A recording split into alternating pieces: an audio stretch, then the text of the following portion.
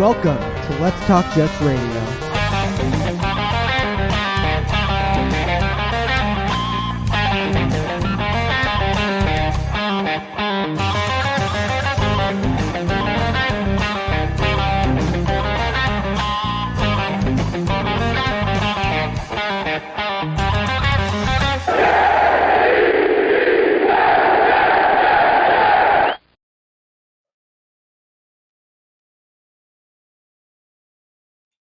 You're muted.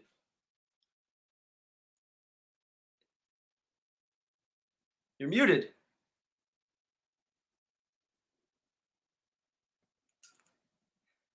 See what happens?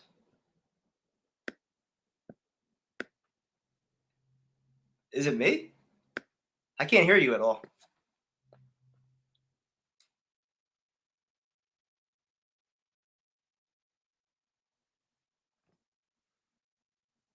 This is what happens when What the hell just happened? What happened?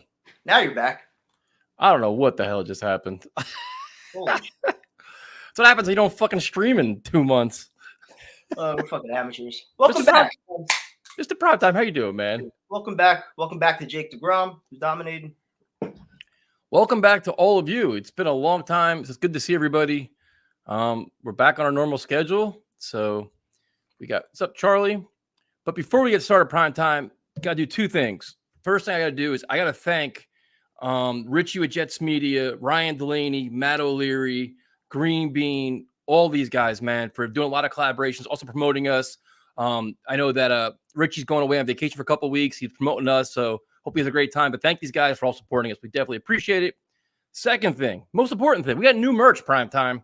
New merch, new fundraiser. And if you like our show and you like what we do, you got to like the merch. So we got koozies, man. We got a can koozie. So that's the front. Now all we need is a sleeveless hoodie to go with it. That's the front. We got I like the bottom one. The bottom one's a jersey. That was my favorite. I like that one. So, and the thing with this is we'll have the link in our website, or the link in our description. But the most important thing is it goes to the Defensive Line Foundation, which that is the foundation that's founded by Solomon Thomas and his family, who suffered a very tragic. It's a very tragic story that he's very outspoken about mental health issues and suicide prevention. So $1 from every koozie we sell will go to that foundation. So if you guys can support it, that'd be great.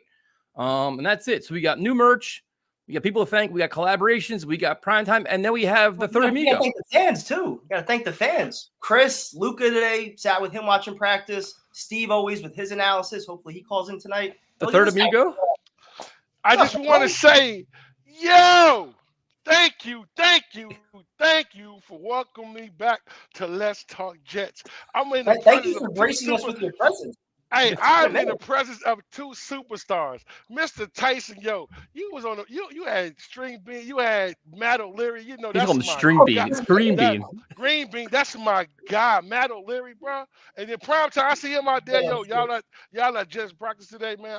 I'm feeling kind of hurt right now, man. You know what I'm saying? I haven't got my beer coaster, bottle coaster. I mean, you know, but maybe do a video. I'm out there sweating 3 hours. They literally came in like 2 days ago. I just got them. I do got a real question though, man. Before we start the show, man, like, listen, you guys really got to give a blow by blow what you saw today at training camp, man. I think everybody wants that. Everybody knows what this show is, and you know, it's uncut raw. Just give it to you how you saw it, man. I've been waiting all day to talk to you guys, man. Like, yo, I was about to call Tyson and Prime Time like 3 times today. I was like, nah, but y'all putting a lot of content out, a lot of videos out, a lot of great stuff out. So I just want to know, like, what we'll do is we'll just go position by position, and if you guys have questions in the chat, you know, definitely let us know. Also, the green and white practice is this Saturday. We're going there. We're gonna be tailgating too, man. So, you know, we'll probably be there 4:30 or so, hanging out, drinking beers, eating food. So you want to come by, stop by and say hello, you're more than welcome. I think I have a lot of different takes than most people have right now. So we can definitely go position by position. So, I mean, Prime Time, we can start with Zach Wilson, who, you know, this is a pivotal year for him. We all want to see him take a big step. There's a lot of expectations, but we're also a week into practice with only 2 padded practices. And some of this stuff where he's a bust, he's this, he's that, to me, I think is ludicrous. But what did you see? What did you see today? Because today was encouraging. Well, I was gonna say, I mean, Saleh said it best. Playing quarterback in this market where every throw is scrutinized, it's tough, man. He's learning a brand new offense, trying to get in sync with his guys. So I'm trying to at least back off for a good week or two. Let him get in a rhythm. Whatever they're trying to install on the offense, like give it some time. But at the same time, like he's having some wild throws every day, but he's also having some throws where you're like, this should be routine at this point, where it's not timing. There's a tight end sitting in the flat 10 yards away. Nobody's near him. Ball hits the dirt. There was one, I think it was Ty Johnson was about 5 yards in front, easy dump off. He still rockets at like 100 miles an hour right off his hands, almost picked off. So it seems like he has one or two of those every day where it's like those throws where guys are just wide open. It's got to be routine, especially in this offense, which values yards after catch. So at least today, the offense was making some more plays. He had one really nice sequence. He had Corey Davis on the sideline, came back, audibled, hit, I think it was Garrett Wilson right over the middle in stride, took it about 30 yards. So it was a lot more balanced today, I'll say that. Yeah, but the other thing, too, is just that they're still installing the offense. And I understand everybody's excited. Like, Tyrone's excited. I'm excited. We're all excited, man. We want to see this offense, high-flying, all this stuff. But George Fant finally returned to practice today. Becton's getting used to the right side. Veer Tucker's getting used to the right side. You have all these new receivers. You have, Garrett Wilson's new. Berrios has been banged up. 2 new tight ends. There's a lot of moving parts, man. So it's like, all right, you got, like, to me, it's like August 19th and August 20th are the days. When they go against the Falcons in practice, I want to see this kid playing some ball. Like, you don't want to see the same shit you're seeing now. I mean, Tyron, can you at least agree with that? Like, it's early, man. I'm not feeding into all that. That's why I wanted to talk to you guys, because I know you guys are going to give it straight at what you saw, and understanding that, like Tyson said, I know they're still doing install. So, but now I understand where prime time is coming from as well too. Like the simple throws I want to see, but I want to see what I really want to ask. Are we seeing a progression through what we saw last year? And I'm not I'm not expecting this kid to be where he needs to be at right now. But September, what I'm saying, is where I want to start gravitating to. So that's what I was asking. So now, Tyson, I totally agree with you and everything you said on that.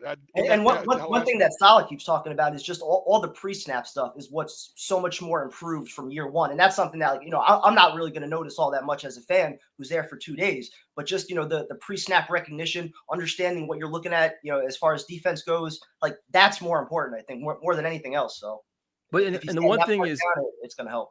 The cool thing that we do now is we have the ability to watch all the interviews with the players. Like, it's not like the media sits there, like every Garrett Wilson interview, every Elijah, like all these interviews, we get to see ourselves. And sometimes with the media, they kind of they kind of cherry pick what they want out of an interview, and they kind of throw it out there and get their headline. But then when you watch the press conference or watch an interview, like, well, that's not exactly what they said.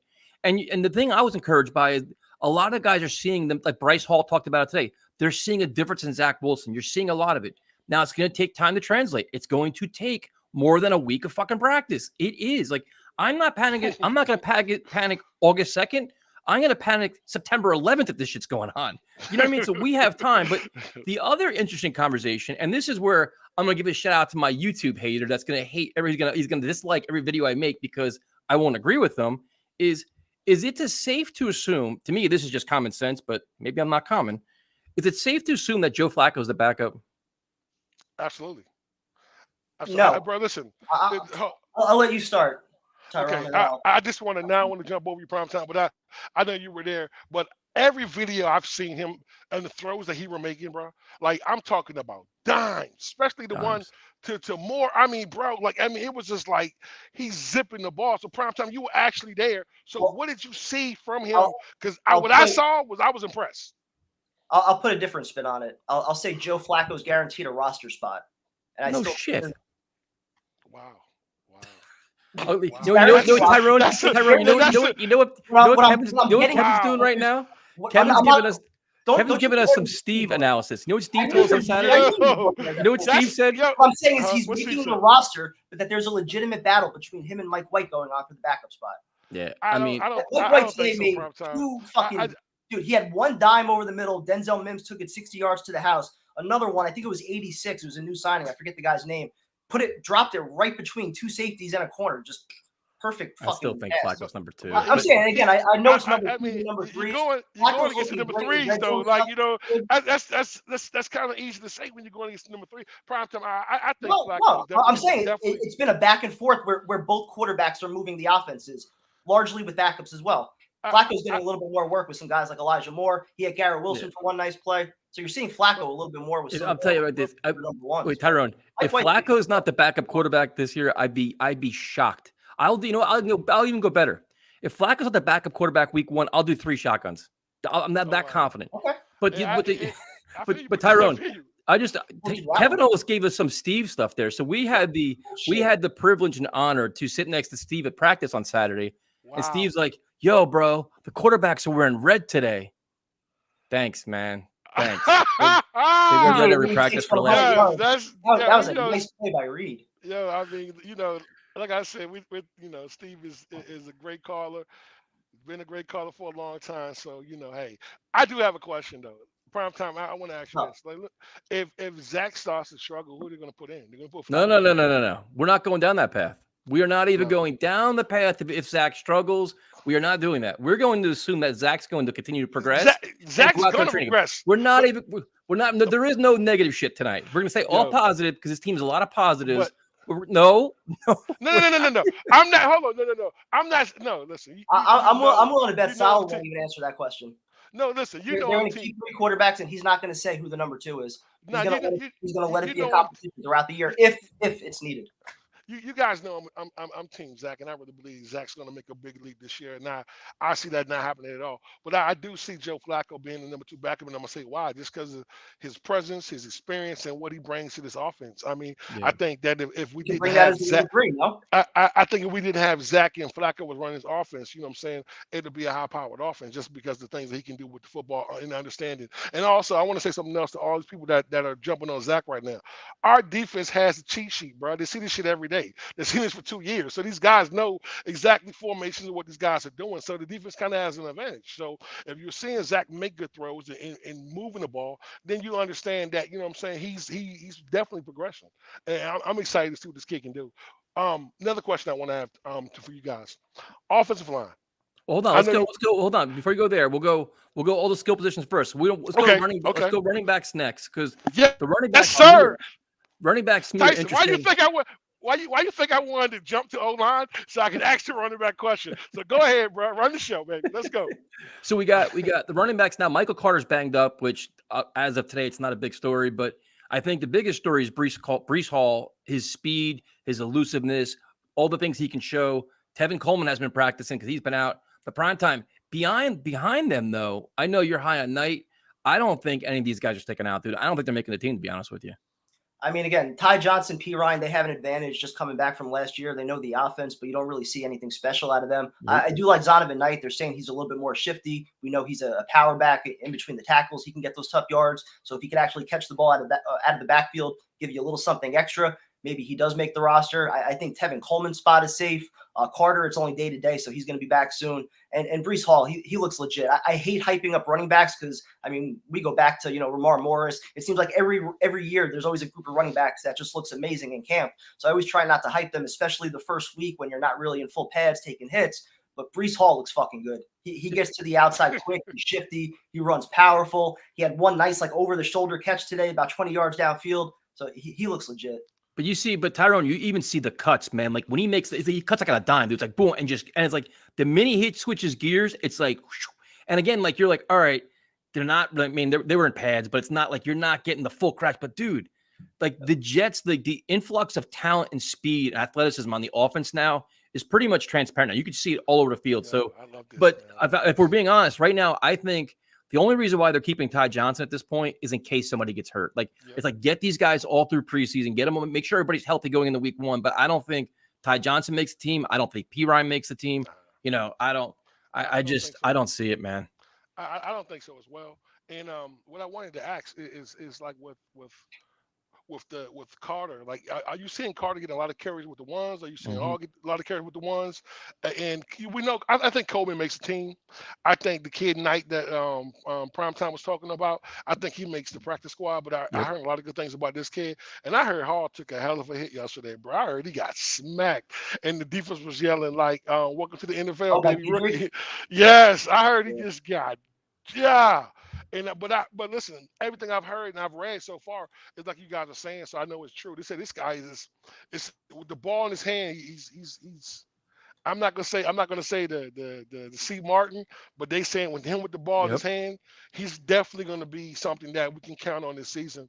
And they see him starting. So you guys see him starting at the beginning of the season? Beginning of the year, I think it's going to be more like 50-50, 60-40. By the end of the year, I think he'll be more like, 70, 70, 30, 80, 20. But also, you also got to wonder too about just blitz pickup and stuff like that early on, or maybe they start Tevin Coleman just to be safe and say, you know what, we know he knows the offense, we know he knows the calls, and then work the rookie and the Michael Carter and like after that. Just my idea. I mean, I'm not sure. I mean, Michael Carter should be better on blitz pickup this year 2, but I'm curious to see how they handle that as well. I think Carter's going to see a lot of work early on. He's added some explosiveness too. Michael, thank you, bro. But dude, hey, thanks, Mike. Email us, talkjetsradio@gmail.com. I'll mail you some, dude. I'll mail you the koozies, man. Seriously. But Thanks, thank you. Mike, Right. That's really appreciate cool, that, man. Bro. Appreciate that. Yeah, definitely, bro. So primetime, did you have sunscreen today? I actually remembered it today, yes. Yeah, that was so funny. Shout out to Drew for saving me on rookie move shit, man. Yo, listen, he put it in Twitter too. I was sitting there like, I was like, yo, rookie move, bro. I forgot my sunscreen. Yo, bust out laughing, bro. Yo, But dude, I was just coming from Florida too. You think? But Tyrone, you know what the funny thing is? This is funny. This is going to piss off some people too, because I'm not going to talk about football on the field.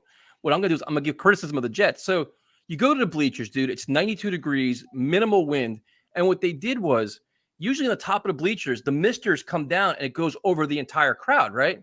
The Jets, in their infinite wisdom, they put the misters on the bottom of the bleachers. So when the misters come up, it blows onto the field. So nobody in the stands is getting cooled down whatsoever.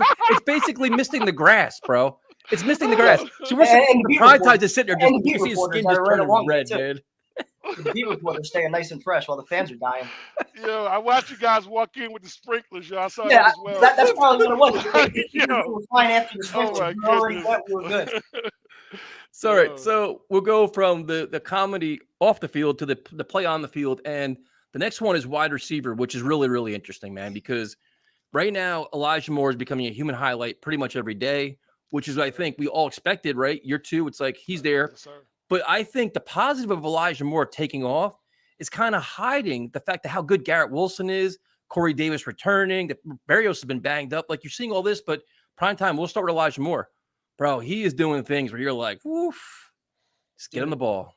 Him and Garrett Wilson both, I mean, they're so interchangeable. They're both just fantastic route runners. They get the yards after catch. They catch pretty much anything that they can get their hands on. I'm sure you saw the one today where he pretty much twisted his body around, one-handed grab on the sideline. Like you said, he's making highlights every single day. And Garrett Wilson, he's pretty much winning every single one-on-one battle. Him and Sauce are having some nice competitions when the two of them are lined up against each other. But he's getting open, and he demands the ball too. I know you noticed that the first practice. Like, if he's open, he's going to let you know about it. He wants the ball. So it's going to be a nice competition with both of them. But the thing is, the thing I noticed about Garrett Wilson, we're going to touch on that a little bit too, because that's something I noticed a couple times now. It's, dude, his route running is precise. And Tyrone, when I tell you elusive, I mean, dude, he just cuts back and he just goes. But he also early on is getting a little frustrated and gets a little impatient where, especially in the red zone drills where the guys are scrambling around, Zach's running around, Garrett Wilson will find holes in his coverage and the ball doesn't come his way. And he gets a little annoyed, bro. He comes back to the huddle like, dude, hit me. And that's something that they got to work on. That's chemistry that's got to grow in camp. But right, primetime, he gets a little animated out there. I don't mind that, dude. Keyshawn was the same way, and he was that alpha, and he backed it up with his play. So if Garrett Wilson's going to be the same kind of guy, we need that. Yep. And so you have Corey Davis too, who's doing some things. Braxton Berrios is he was hurt, so he's coming back. The intriguing guy, there's two guys that are kind of intriguing right now. The first one is Rashard Davis, who nobody was really talking about. And the day we were there, he had 2 awesome catches, dude. He looked very comfortable in the offense, man. His route running looked pretty good. And then you have Denzel Mims, who started out, had a very good day 1 of practice. A couple days in a row, didn't do much. Then he had a good day today, but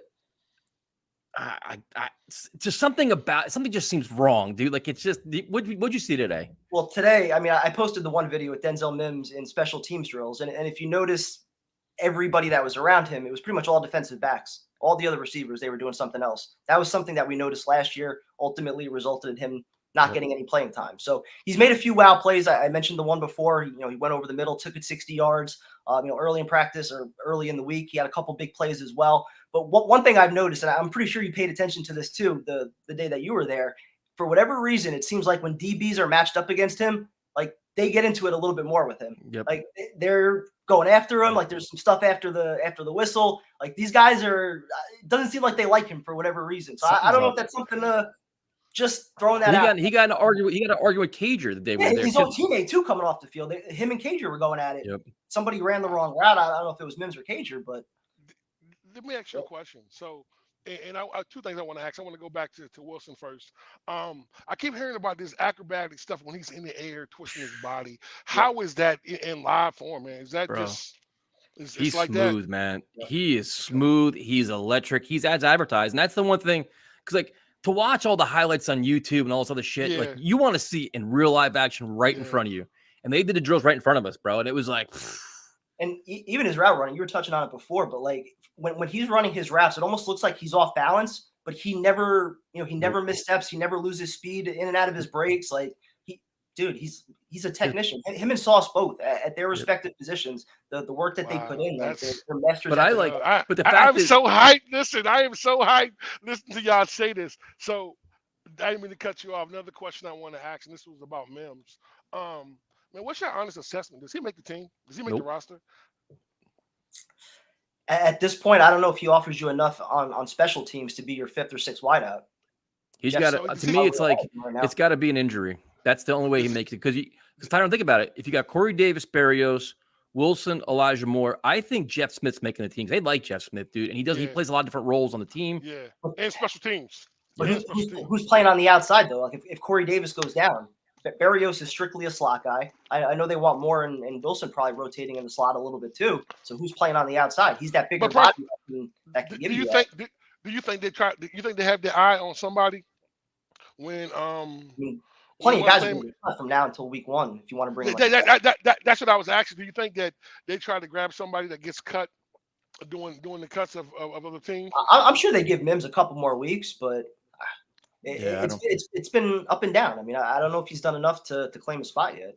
From what you guys are saying, I don't see him making the team. Like I don't see how he could make the team. He doesn't offer you anything on special teams, and from what it sounds like, he's just.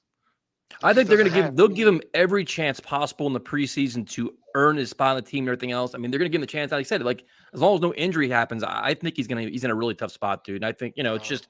My personal opinion. And for those of you that want to attack me on my comments, I don't hate Mims. I just haven't seen enough. And this is the vibe I'm getting from the way the team handles him, what you see in practice, sometimes his body language, different things like that. And then prime time to kind of answer your last question about what if somebody goes down, the tight end position is game changing for this team. I really think so. And the cool thing is, Tyrone, that you see the size of Conklin, you see the size of Zuma and the red zone target. Their presence in the middle of the field and the safety valve they can be for Zach Wilson, it's impressive, dude. Like right prime time, like Zuma's friggin' big, but Conklin's just like these targets and both of them on the field at the same time. Like you can do so many things now when you have running backs out of backfield that can catch. Then you have all these receivers. Then you have tight ends.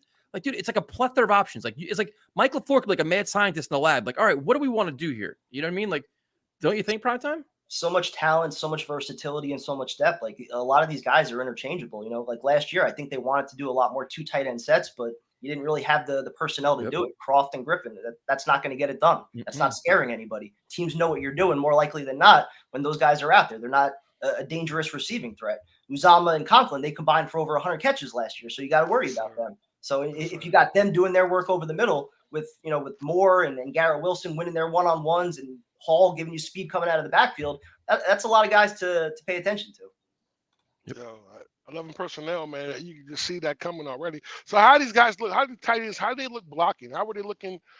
Blocking. Conklin had one ball. You would have been pissed if Conklin had one ball dropped right in his fucking hands today. Just started looking upfield, hit him right in the head. I forget who threw it, but it was a perfect throw. Just dropped it. Yeah, I'm curious to see. But Tyrone, I'm curious to see how they run block, because the next part of this equation is what you asked about earlier, which is probably going to be a longer conversation than the other ones we've had so far, is the offensive line. Yes, because sir. There's a lot of moving parts here. There's a lot of storylines here, and it's going to be pretty interesting because how this line plays is going to, determine how Zach plays in this offense roles. So let's start up with the hot topic, and that's Becton. So Becton reports to camp. He makes weight, which is good. He's practicing, which what we all asked for was be in shape, be in camp on time, and be ready to practice day one. He's doing all of that. Unfortunately, I think he's experienced some rust. And I think he's still fine-tuning himself, getting the football shape because he's laboring out there. He is. I mean, you saw him throw up today. He's been struggling. He's taken a lot of breathers. But you know what? I think when you drop that amount of weight, Tyron, I think you can kind of relate to this too, which is like if you drop a lot of weight in a short period of time, at some point your body catches up to you a little bit, and you're going to be like, you know what? It's not easy to do, man. Then you got to get adjusted to that weight and do a lot of other things. It's been a transition for him, man.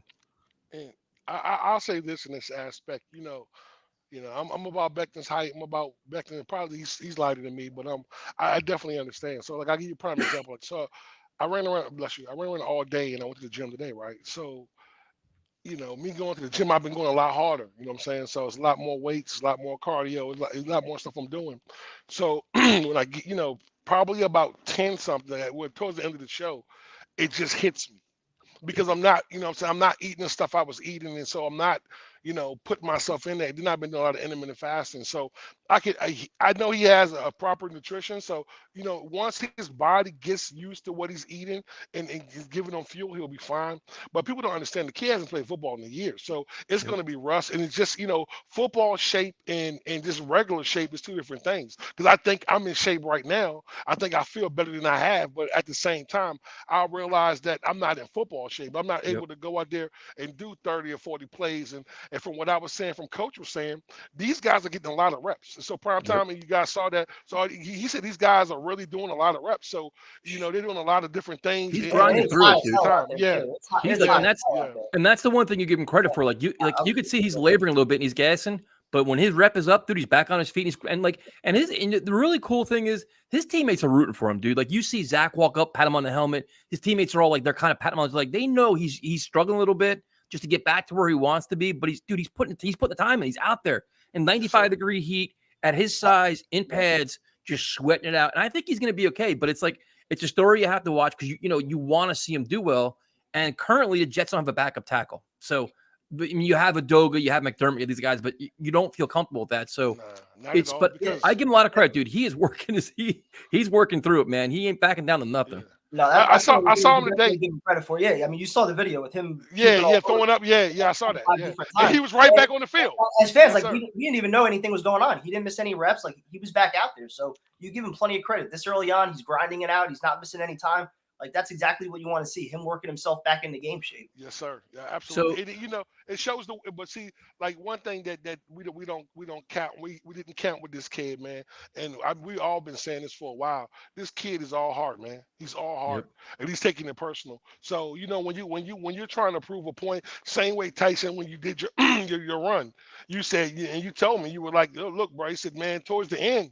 Yeah, I was done. I wanted to give up, but at the end of the day, you kept pushing through because what was important to you and the goal you had. So I think this kid is the same way. So I'm not concerned where he's at right now. I think by September 11th, he's going to be exactly. And listen, I'm watching this kid do drills, and I know you guys saw it in the flesh. He looks real strong, bro. Well, that's a Brian Bolden. People, bro. I was sitting next to Chris watching practice today. He had a great comment. It seems like when you're watching him, either one of two things happens with his reps. Either he gets his hands on you and he dominates the shit out of you, or he misses you and guys just blow right by him. That's like the one or two. Like that's what's going to happen right now with his reps. So hopefully he's getting back in the game. That's timing though too, right? That's timing though, right? That's you know what I mean? That's timing. That's timing. So I think, but listen, I'm telling you, I watched Baldy was there. What's the Baldinger? Brian Boldinger. Yeah, he was there today, right? And his comment was crazy. He said, "Look, man," he said, "I watched Mekhi Becton on the first two series just move people. Like and he said, man, move people. This man moves people, man." But the other thing we got to keep in mind is he's on the opposite side now. So there's going to take time going to right instead of to the left. So that's going to be an acclimation period and this is where the Jets having a plethora of pass rushers is a good thing. This trial by fire, bro. Like they're coming relentless. You have guy after guy after guy coming at the back, and he has to learn. Like you have to adjust. He's got to work on his communication with Vera Tucker where we can go next. And that's kind of like, he's been like, nobody's really talking about him because everybody's like, it's like Tomlinson's getting the headlines. Becton's getting the headlines, and then Vera Tucker's kind of just doing his thing, He's solid though. That's a good thing. Fly under the radar. The fact that we're not mentioning his name also, that shows he's not making mistakes. Like we're not seeing him get blown off the ball. For the offensive line, for the most part, Wilson's been under a ton of pressure, but it's a lot of it's been coming off the edges. So Yep. AVT's been doing a pretty good job. Tomlinson, I think, got bull rush today, but AVT. I saw that Lawson bull rushed him and had him back on Zach. And then I also watched, like I was saying, I was watching a lot of pressure coming off. When I was saying prime time was coming off the edge, and actually it was a strong side edge. So that was McDermott, correct? Mm-hmm. Yeah. Yeah. I Fan was back today though. Fan was back in there today. Okay. Well, so that rush that came in on Zach, that was on Fan or that was on McDermott? Which one? I don't even remember. It was whoever it was, bro. When I say blue past him, bro, he was. Yeah, it was a the couple. Second half of practice, he was under fire almost like the entire time. Okay. And a lot of penalties too. So then you go from you got Veer Tucker, who could be potentially a Pro Bowl guard. Nobody's really talking about at all. Conor McGovern, who's actually in a really good spot now because now he's got two very good guards on both sides of him. Because Lake and Tomlinson, I love what he brings to the table, dude. He's a nasty dude. And the really cool thing about him is he's taking on that mentorship role. He's taking on that leadership role where he's helping all these guys, man. Like you could see him helping back down. Prime time, I'm sure you saw it too. Like he's helping all these guys. He's like that. He's already like the leader of like the little group right there. And that's why when they were doing the Flight 2022 and they went around the room talking like, who's your priority free agent? Almost everybody in that room said Laken Tomlinson for what he brings off the field, his professionalism. LaFleur said like he's the kind of guy that will never ever miss a practice. So like instilling that and showing Becton how it's supposed to be done, and even AVT, that's huge. You need that in the locker room. Yeah, that's huge, bro. Like I said, and just like I don't know if you watched his interview, man. Like every interview he's done, man. Like he says that he's like, he said I've been talking to these guys off the field. You know what I'm saying? He's not just. He says just not what we do on the field. It's knowing these guys off the field, let them know that if you need to ride or you need me, I'm going to be there every single time. And like that move, having that kind of leadership on that line, and we're talking about Conor. So I think that he's in a great position because he has two strong pieces on the side of him that makes his job so much easier. So I think that you can trust the guys on the side of him. So I'm excited, man. I'm excited. Just look at the difference last year once they brought in LDT. I mean, you took out Van Roten, you put LDT, and that was huge for McGovern. Yeah, so then Van who? Fan coming back today is a good thing. Yeah, like it's like Ed was saying, Fant was out there today, and that's a good thing because what I want to see is you want to see the starting five out there as much as possible. Get these guys out there as much as possible. Work on your communication, work on your line calls, and start adjusting to all these blitzes you're seeing in practice because the Jets defense, which we'll go to next, is going to come after it. And I like that because Tyrone, I think one of our biggest problems over the last 3 years is the Jets roster sucked. So it wasn't like they were being challenged week in and week out. It was like, all right, like, and not discounting players like Jordan Jenkins, whoever else, but like you're not facing Carl Lawson every day. You're not facing Jermaine Johnson every day. You're not facing all these guys flying around, Bryce Huff, Jacob Martin, all that stuff. So you look at the defensive line, which I think there's going to be some really difficult cuts primetime. I really do because a lot of these guys, every time you turn your head, there's somebody else getting in the backfield. There's somebody else making a move. You're like, who the fuck is this guy? Even that guy from the Cowboys. That what the hell is this? What? Antley or something, whatever hell his name is. Yeah, whatever his name is. I'm like, who the hell is this? He's making plays. I'm like, you have Rankins, you have Quentin Williams. Like, it's exciting to see, but I'm curious to see that they're going to have a good pass rush. But I'm curious to see how they are against the run. That is the one thing because they were terrible last year. And they were trying to get a run stopper. They lost Falikasi. I mean, primetime, is that a concern for you, do you think, early on? It's just, or is it they're going to be flying around with their heads on fire?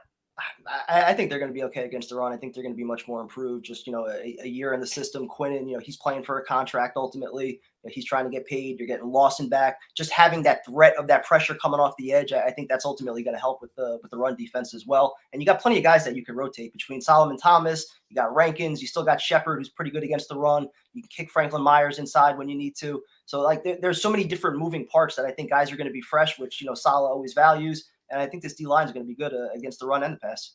John Franklin Myers, the day I was there, looked explosive. Mm-hmm. There's two guys that stuck out to me. It was John Franklin Myers and Michael Clemens, dude. Michael Clemens, his first step and his explosion was like, whoa, shit. And even Brian Baldinger said something today, like he's going to be a really good pro. Tyrone, physical freak of nature. And he just, he obviously everybody saw it when he walked in with his shirt off and all the muscles. Dude, he's explosive. He's physical. He's nasty. It's like, woof. Just got to harness it. I think it's going to be tough for Jermaine Johnson to get a lot of playing time this year. Yep. Early downs, you're going to have Franklin Myers on the edge. He's going to kick inside on passing downs, they're saying. But Jacob Martin, he's getting in the backfield too. He's making Bryce Huff. You just mentioned Clemens. Right, Huff, sure. he's been solid early on in camp. So You got Carl Lawson. there's a lot of things. Carl Lawson. So there's a ton of Like, when was the last time we were this excited? Nothing's It's like gonna we be have handed this. to Dwayne Johnson. Nothing. There was years we couldn't mention one pass rusher. Now we have like 5 or 6 guys we're talking about. Hey, So listen, that's a great problem to have, and I think against the run, I think the biggest, appreciate that, man. Listen, I think the biggest thing that's going to help against the run is the linebackers that we have also. You know what I'm saying? And I'll touch on that when we get to linebackers, but I just think that they're going to really make a big difference on what we have right now. And then when we get there, I'll talk about it. But man, I'm just telling you, man, like from what I've seen from him so far, man, I can't wait to hear what Primetime said about him today. I cannot wait. well, that's the thing.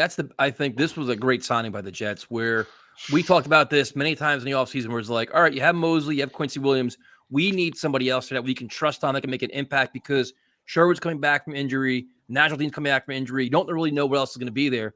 Quan Alexander, who they thought wasn't going to be in shape, ready to practice, comes in day one, ready to practice, and comes making plays, brings a tremendous amount of energy. He's hitting holes, and it's like prime time, like instant energy, instant impact. Tyrone is going to play so much dividends. As long as he can stay healthy, will pay instant dividends for this defense, dude. He's fun to watch, man. Yo, listen, I watched his interview, and I watched him going to the field. Then all I saw all day long was just highlights of what he was doing. And this guy is everything that we needed. And I think that for the first time in a long time, we got a whole defense full of dogs. Like, we're not weak in no area on defense right now, to where I'm concerned, like, we need to fix this, we need to fix that. I say safety, but other than that, name a place that we're weak at. You know what I'm saying? I mean, this should really be a really great defense. And I think Quan coming in is truly going to be that one piece that we were missing. And I'm glad Jody got him in. And then got him in for the price he got him in for, like, what, 1.6? Man, that's a steal. 1.2. That's a steal. Yo, that's crazy. That's a steal. Yep. Wow. Like, I'm just, does he start? That's the question. Does he start? You're probably going to go with Quincy Williams early downs, run downs, and then bring him in more for coverage, I would think. Yeah, I mean, it's going to be interesting, but it's a nice problem to have. I mean, if he starts, you have Quan Alexander and CJ Mosley, like, I'm down with that. And then you go to do an exciting part of the roster. So you're always interested to see when they have like the two new corners, DJ Reed and Sauce Gardner. The first thing is these guys are attached to the hip. They're always working out together. They're always they're constantly training together, which is super awesome, because Reed is a very good corner. Sauce Gardner is as advertised prime time. This kid is smooth. He is talented. He's a technician. He works at it. He's a ball hawk. He can do it all, man. It's Tyrone. I'm telling you, he can do it all. This kid is. I hate to make this comparison so early based on a week of practice. Ooh, hold on. You know where I'm going to go. Let me adjust my seat right here. Hold on. Let's go. The one thing that made Darrelle Revis so fucking great, aside from just being a great technician, was how hard he worked in practice, right? Yep. I always remember him in the long sleeves, and he took pride every single play in shutting you the fuck down, not giving up a catch every practice. He took pride in that. You see that same level of competitiveness with Sauce. With everything he does, he's working technique. He's trying to get better. The two practices that were open to the fans, he was the first one on the field, probably a good 10 minutes before anybody else. This kid fucking loves, eats, breathes football. He wants to be great. He's going to be a fucking star here. Yep. I loved what I saw from him. And when if he does make a mistake or somebody beats him, he's instantly asking coaches questions. Like, he walks over, he's pissed about it. Like, what happened? You're like, he wants to know where it went, what went wrong, how do I fix it? And like, I'm telling you, DJ Reed, who's played very well himself, is Tyrone. He's they're like two sidekicks, always by each other, always talking, always working stuff. It's phenomenal, man. It is really great to see. That's absolutely, listen. I mean, from what I was seeing today, like, the last couple of days with him, like, he was really on more all over him. Like, he wasn't giving him nothing. Like, you know what I'm saying? Hand fighting, sliding, moving, not giving up anything. Another question, another DB I want to ask, the other Hall. I heard he's been killing it at camp. So is that true? He made a couple nice plays. He almost had one interception today. I forget who deflected it. I think it might have been Guidry. He almost had a diving pick. So he's been around the football. I like the way Eccles has been playing too. I think there's a lot of young talent, a lot of corners out there competing. I feel like Eccles is a lot more athletic. Yep.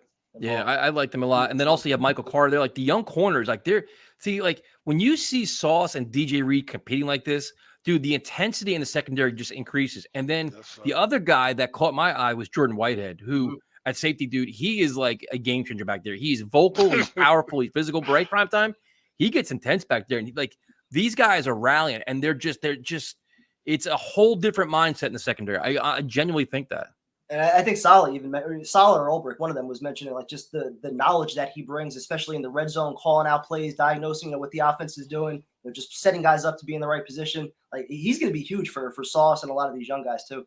Yep. So I look at prime time. Talk to some fans today. Look at this. Hung out with Luca all day. He almost got me stung by a bee.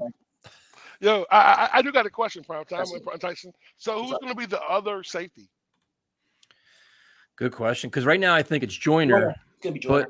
But they want Pinnock. I mean, they have Will Parks back there a lot. They're trying a lot of different guys out there. I still think, and maybe I don't know. I still think if there's a move that Joe Douglas is going to make, I wouldn't be surprised if they try to get somebody else. Bring another guy in, maybe during cuts or somewhere else. They kind of keep bringing competition in there. You bring in a safety right now over a backup tackle?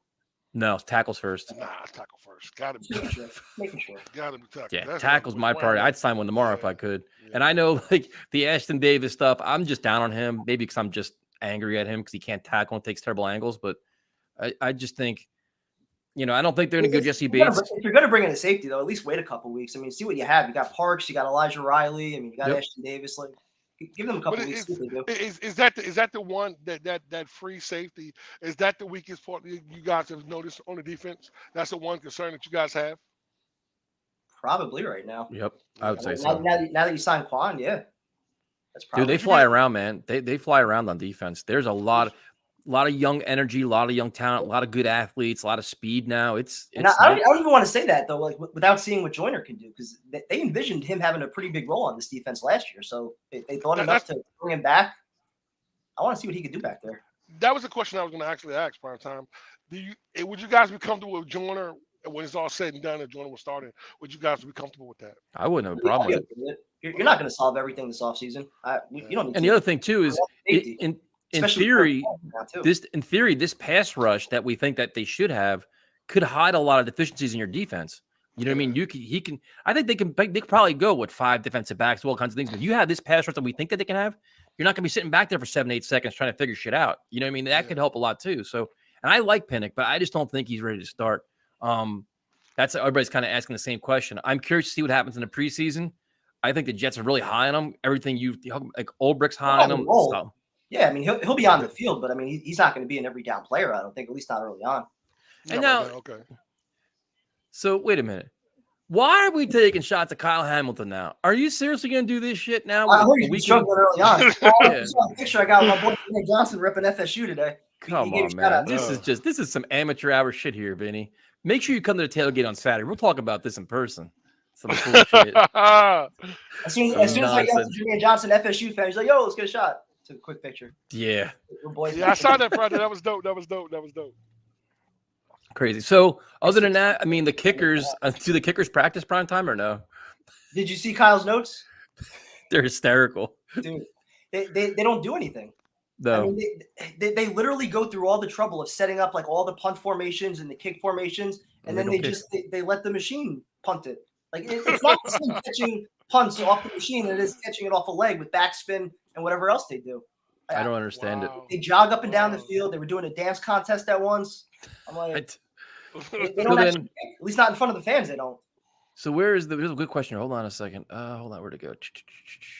Yeah, I mean the punting kicker is the way they handle them is so weird. Where is it's a good question here. Hold on, I missed it. About just a tone of practice. Today, how would you describe the practice pace and the physicality of practice right now? The ones you've seen. Today was significantly different from what we saw day one, where they were just they were moving at a faster pace, drill to drill. You could see that they were getting more reps in that 8 to 10 minute time when they were doing individual drills. They got a lot of teamwork in. You saw Becton early on; he was throwing up, so like that would show like it was a hot day. It wasn't comfortable out there. I was sweating just sitting there in the stands. So they were actually like hitting, and you heard the pads thumping a little bit. It was a lot more intense than what we saw when they were just in shells on that one day. Yeah, I think I like just the influx of all this new talent, a lot of hungry guys, a lot of motivated guys, a lot of leadership. They're pushing each other. I mean, I'm telling you, add guys like Garrett Wilson and Sauce Gardner and Jordan Whitehead and Zuma. It's interesting, man. Tyrone, I'm telling you, man, there's like a different energy with this team. They just have different energy. Look, I actually have to give the Jets a shout out today because I felt this as soon as I got in the car. It's been so long since I felt this way. I got out of the parking lot. There zero traffic. So I give them credit for whatever they did with the bus route. I think they have like the buses going one way, the cars exit another way. Like there's no traffic anymore. Like I realized I got there today, got in line, got right in. Like there were no issues. I was actually like, it was a fun day. There was nothing that aggravated me. No lines. Like it was a good day. They act like a pro football team. No kidding. No sprinklers going off on me. It was amazing. It was just a fun day watching football. Yeah, Salah, dude, there's energy, man. There's no lack of energy. They're definitely a fiery bunch. And Salah, I will say, is still more of like the overseer. You hear Ulbrich a lot. You hear Boyer a ton. It seems like Salah just kind of bounces around position to position, lets his positional coaches kind of do their thing, which is that's all right. I don't really mind that. I like how he walks around and kind of whispers in guys' ears, though. He kind of mentions little things. He walks. Like Parcells used to do that too. Like he walks by, he can literally keeps walking, but he knows like lets you know he's noticing. Yeah. Yep. Yeah. Let's see. So yeah, overall scene from what y'all seen for like I'm saying today and the other day. What do you see our offense at right now? I mean, we're gonna like put a number on it. I mean, I know it's not like it's early. I'm not looking for a direct like number. Like, do you definitely see Zach? Being able to make a major leap this year from what you saw? And I know we're still doing. I'll ask you this, Tyrone. Looking at every position group other than the quarterback, is there any group right now that shouldn't be at least average to above average, top half of the league? I mean, where's the weakness? Tight ends, running backs, receivers, O-line. If everybody's healthy, where's the weakness right now? Yeah. Like I said, it all comes down. Everything he needs, and a great offensive coordinator. It all comes down to him. Let me ask you a question though. So, listen, if they came out, you think they'll come out and running the ball early, try to get him comfortable, and just him not making mistakes? Now, I think that's probably it's going to be the biggest thing. I think they're going to run the ball, dude. Yeah, they're going to try to run the ball a lot, man. Yeah. They're going to try every way to run the ball, short passes, just get everybody comfortable, everybody acclimated, keep moving the chains, and keep Zach at a position where he's got to throw the ball, 25 yards downfield. But then when you have the, 2nd and 1, you can take those chances. You know what I mean? And he'll make a few of those wow plays every game. Yeah. The question is, can he limit the turnovers and the mistakes, and can he hit all the gimmies that are wide open? Yeah, that's the problem last year. Though. That's what's going to help him take that big step. So real quick to this, Bubs, we'll post where we're going to be at. Probably be like around 4:30, man. And it's just, I don't know. It's going to be a lot closer to the same. We'll put it all over our social media. We'll put it on YouTube once we get there where everybody's going to be at, and then come by and say hi, man. We could have a water and a soda and you could have those, but I won't. But I don't think Bubs isn't 21. Oh, really? No. We got to be responsible. You can have alcoholless beer, though, right? Who buys that? Who buys that? I'm not buying that shit. So who wants that? Listen, just give me some water instead. All right, so we will share the link if you guys want to come on and talk some. I know Jay is chomping at the bit, so we'll get Jay in here. You can't wait to debate us in person, bro. Come on, I am welcoming this. Let's go. Come on, Vinny. Let's do this. All right. So I'm gonna put my air conditioning on soon. I am roasting right now. Can't wait for the ceremony. Yeah, I mean, 9/11 games are just very, very. That's just. Always. Yo, thank you for buying the koozie, man. Thank you very much. In case you guys didn't hear, we have koozies, $6 a piece or 2 for $10. They're here. Trusting the process. That's the can. What is happening to the Grom right now? This is the bottle. And what we're going to do is $1 from every koozie we sell will go to the Defensive Line Foundation. They help support mental health awareness and suicide prevention. It's Solomon Thomas's foundation. Go to the website, thedefensiveline.org. It's a heartbreaking story that happened to his family. So they're trying to use, taking that pain and making it a strength. And it's definitely check it out. So look at this. We got a cast of characters in the studio here. Look at this. So prime time, I'll let you choose. I can't even see. Studio's not showing up for me. I don't know why. It's not? No. All right. Well, then we'll just start out with our special analyst from Saturday. I don't know why. It's not? Oh, let's go. Hey guys, what's going? What's up, Really Steve? shitting me loud. What's going on, baby? What's up, guys? How you doing tonight? What's up, Steve? What's going on, bro? What's that echo, dude? That's his. Lower your volume, Steve. We can hear you. Wait, first off, can you guys hear me? Oh my God. Yeah, hang on. There's an echoing going on, guys. It's yours, you dumb fuck. Hang on. Let me fix this thing. Hang on. I'll come back. What are we doing? This is our first call. This is the first call back. This is what you do. Our first call back, baby. I've missed this for so long, baby. Yes. This is our first call back. Oh, man. Come on, man. The show is going so well too. Jesus. Oh, man. We did like what 45 minutes of like legitimate quality football content. He comes on for 2 minutes and fucks our whole show up. 30 seconds, baby. That's your fault. You chose him first. Yo, exactly. I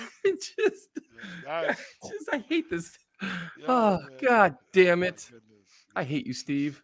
All right. Well, we got to bring on Mr. J. What's up, man? Yo, after I saw that, I was like, I'm jumping in the show. Wait, hold on a second. Hold on. Time out. Are you wearing Dolphins colors? What are you wearing over there? No, it's a spider. That's his new look out there in Miami. Spider. Yeah, listen, I got a whole new vibe out here, man. I'm living the Florida life. I'm like one of those retired old, New Yorkers. Looks like a Tua t-shirt to me. No Tua shirt. Yo, how great was that though? They got it's always fun watching them watching all the fans run around here pissed off when something fucked up happens with the Dolphins, but they got that draft pick sucked away today for camping around with old Tom Brady, man. I like that. Thank God they didn't get Sean Payton because that would have sucked. Yeah, bro, that would suck. That's crazy. What's good, guys? I see Kev's been on his grind, posting videos left and right, filling me in while I'm at work on what's going on at Jets camp. I like that. Are you coming? You're coming to home opener, right? You tailgating with us? I will be at the home opener. Absolutely, yes, definitely tailgating with you guys. You better be there, man. Come on, man. I'm not missing home openers. I'm actually back on Jets Twitter. I don't know if you saw my post last night. I'm fully back on Jets Twitter. I gave it up for a couple years. Oh, I'm back. Fully back. Good. There's nothing good about that. There's nothing good about you. A whole new vibe, a whole new attitude. Pray for Douglas and Salah. Yeah, pray for sure. Miss you, Jay, man. I miss you, bro. Yo, I definitely missed you guys. It's good, man. It's good having football back. We are fully back on Thursday, right? We got a little football back. So wait, so Jay, when was the last time you were this excited about a Jets team?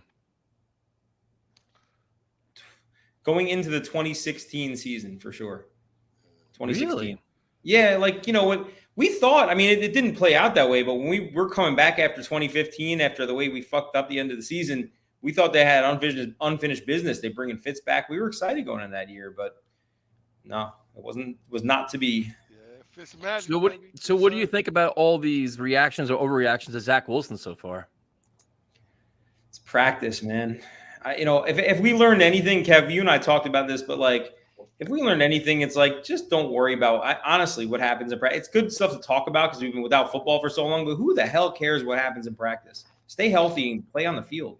You can be great in practice. How many times have we heard they had a great practice and get their doors blown off? Especially now, like not being there every day. We don't know like what they're working on day to day. It's so hard. I love when Tyson just loses it. I just noticed the monkey myself. I didn't see the monkey. I just saw it. You gotta show all my Jet shit is down. I have no Jet stuff anymore. Now that I'm living with Aislinn, like the whole vibe has changed up, man. I don't have any sports stuff up. None. Jay's trying to share his thoughts. Everybody's analyzing his paintings. Let's talk Jets audience, man. I love it. Hey, JJ, I'm kind of mad with that shirt though, bro. It's looking really Miami-ish, bro. Like, I told you. It's looking like a Dolphins fan over here, bro. What's going on, man? Oh, come on. That's crazy talk. I'm just saying, bro. It looks real Miami-ish, bro. Yep. I'm just saying, bro. That's Dolphin colors, bro. He's living that 137 life right now. That's what it is. We can't just write colors out of our lives. That's just crazy. Jay, I do got a question for you, Jay. Like, so being out there listening to these Miami fans, and I know you're probably getting really vast updates every day on the news out there. What are you really thinking about Miami, about the Dolphins at all? Like, are they really going to be a threat, or is it just going to be Dolphins as usual? No, because I mean, what's the upside on a Teddy Bridgewater quarterback team? Because he's going to be playing by week 4, week 5. Tua stinks. Yo, Tua's this is a bum. why I love Jay, baby. This is why I love Jay. He's like, he can't throw. The guy stinks. He got replaced by Ryan Fitzpatrick in a must-win game. Like, So what will the Jets record be in the AFC East this year? 1-5, 2-4. What? You just said 1-5? Hey. Okay, they're gonna get swept by the Bills. What? They're gonna get swept by the Bills. They'll probably go 1-1 against the Dolphins, and beat Bill Belichick. I believe you can do it when you do it. But you're not gonna beat him twice. Primetime. This is your guy right here. This is your guy right here, Primetime. He just said 1-5 in the division. Jay. 2-4 at best. You come on. So let me get this straight. You come on here to the show wearing Dolphins colors, and now you're saying 1-5 in the AFC East. What are we doing here? I'm just being realistic. This is our first man. show back. I'm hurt. Tyson, I'm hurt right now. I can't believe this is my guy. This is Primetime's guy right here. Saying stuff like this. I'm hurt right now. We start off with Steve shitty calling on this one. Okay, so can we all agree we're not sweeping anybody, right? We all agree on that? We're not going to go 2-0 against anyone in division. Am I wrong? Even Jomo's mad at you. So you're saying our ceiling is 3-3? No chance the Jets could win in Miami or at New England? Our ceiling is 3-3 in the division. Our ceiling, we can't go 4-2. Why Can not? we agree on that? We still won against Buffalo, sweep either the Patriots or the Dolphins, and then split the other? You really think that's a possibility? If they go 4-2 in the division, they're making the playoffs. That's not going to happen. At least 3-3. I'm hoping for 3-3. I think 1-5. In my brain, it's 1-5, 2-4. I mean, Jeez. anything better than 2-4 is a miracle. Jay, thanks for calling in, man. You just ruined our whole fucking show. Back-to-back bad calls. Have a good night, man. What kind of shit? What happened here? I love you, bro. Did you fix your shit, Steve, or what? What's up? Yeah. Hey, guys. What's up? Yeah, no. First off, I like to apologize about my computer. My computer had a malfunction problem. I don't know what happened. It was echoing very, very weird. So I wanted to apologize. How we doing tonight, guys? Good. How you doing, man? Good. Tyrone, what's up, man? What's going on, Steve? Tyrone, wait, hang on. Tyrone, are you okay? Yeah, I'm doing good, bro. I'm good. Yeah, you look like that. Hang on. You look like you're in a very, very funny mood kind of way. I've never seen you in that kind of mood before. Oh, man. Always, man. Always in a good mood talking about the Jets, man. Always. Yeah. Why were you standing the whole practice, doing, Steve? Why was I standing the whole practice? No, because where we were sitting at on Saturday, we were sitting at the top bleacher. Well, we were sitting. You weren't sitting. Well, I mean, I was standing up. I got a good because I was able to view the whole field. Let me tell you. Hold on. Time out. When I was with you guys on Saturday. Time out. What do you mean standing? You could see the whole field. I was sitting. I saw the whole field. No, at one point, I had to stretch my back out at one point. And then, but listen, let me tell you. You got a good tan, though, Steve. You got a really good. Your tan looks amazing right now, bro. Thank you. You're looking real red right now. Yeah, bro. hey, listen. Here was the thing. I only got red in a couple spots. At least I wasn't the one that forgot my sunscreen on Saturday like Primetime did. Wow. Oh, taking shots at Primetime. I'm sorry, Primetime, but listen. Hey, listen, but Saturday was a lot of fun, hanging out with Kevin and Tyson and the other guy, the guy who I was sitting next to. What was his name? Chris. That was Chris. The guy you were singing in his ear. We had a fun time. Yes, you're officially the other guy. And I remember Kevin and I were debating at practice. I mean, Kevin told me that Sauce Gardner is 6'3". I'm like, dude, Sauce Gardner is not 6'3" at all. He looks so much taller in person. And the thing that I love the most about it, how tall does he look in person to you? How tall, in person? To me, he looks like he's 6'5". He's huge. He's freaking huge, Sauce Gardner. I mean, if people said he's 6'3", I think he's a lot taller than that. I mean, he's just slim, Steve. So he's gonna look taller. Bro. Yeah. But Steve, I got a question for you, Steve. What's up, Tyrone? Right, Steve. What's your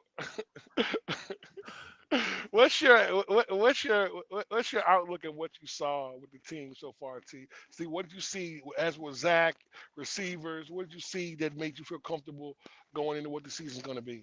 Are you comfortable with? The thing is, what I saw, Tyrone, when I was at practice. I mean, listen, I was at the practice when Wilson threw that one bad pass to DJ Reed. I mean, we were at that side of the field. Tyson, Kevin, and I were at that side of the field when DJ Reed picked off Wilson in the end zone. But after that, I think Wilson's done a better job with handling the ball a lot better. I think he's definitely making better decisions than he did his first season. I mean, is he perfect? No, but at least he's made progress in the he's making a lot of progress. I will say that. But the player that I've been the most excited about at camp has been Breece Hall. I mean, every time when Breece Hall would get his hands on the ball, you would just hear the crowd going, Breece. No, let me tell you, Breece Hall is exciting to watch, Tyrone. He was my favorite player. And another player that I liked too was Kevin and Tyson were making points on was Davis. I mean, Davis was making catches on Saturday when I was there, left and right. I think I remember one of the catches he made in the back corner of the end zone. It was nice. I was like, man, what a catch that was. And even Corey Davis made a good catch in the end zone too. And let me tell you, the team was a lot of fun to watch in practice, Tyrone. I really enjoyed watching the team. Any players that concerned you? Any players that concern me? Well, you guys made a good point, and I wrote this down to comment. Denzel Mims is one player, and honestly, I don't see Denzel Mims on this team week 1. I think he's either going to get either traded or that. I just think that's what's going to happen. Because Denzel Mims to me is like, as you guys said, a 5th or 6th receiver. Because to me, I just don't think Mims just fits into this kind of offense. I mean, we saw what's been going on the last couple of days. We were there when he was playing like with the 3rd string team. Like he was getting balls thrown by Mike He was White. past that. He was like the 4th and 5th string when we were there. But Steve, here's a question from Jomo. You're now getting questions from the chat. Steve, who is going to be the best player on offense this season? Who do I think is going to be the best player? Oh my God, that is that's hard. Yes, but if I had to pick right now, I think it's right now going to be between either Elijah Moore and Breece Hall. I think it's going to be one of those two. But if I had to pick between those two, I go with Elijah Moore. Okay. So are you coming Saturday? I will be there on Saturday, and hopefully I will see you guys. And if we sit together again, maybe I'll be allowed to sit there with you guys. I'm not so sure, but most importantly, we'll have a good time. So are you going to bring quick check sandwiches this Saturday? What are you bringing? I don't know what I'm bringing yet. I mean, right now I'm just focusing on one day at a time. Okay, I gotta see what I'm in the mood for.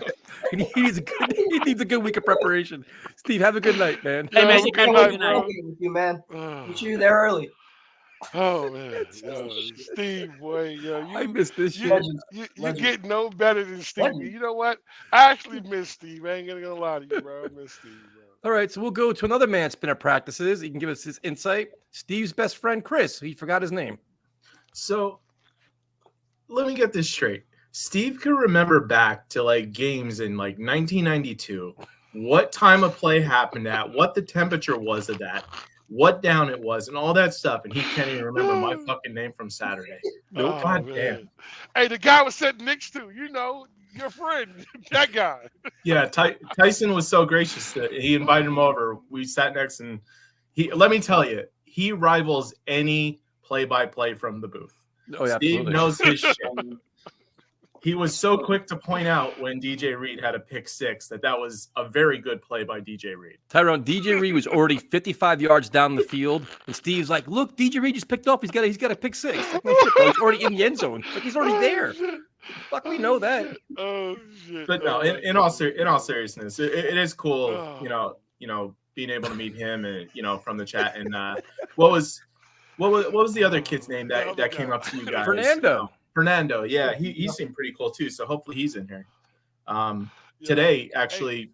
Hey, Chris, from here on out, Chris, you're the other guy, man. Mm-hmm. I'm the other guy. That's your new name. You're the other guy. It's all right. There's worse things you could call me. So, so what's your recap of today's practice? What did you see?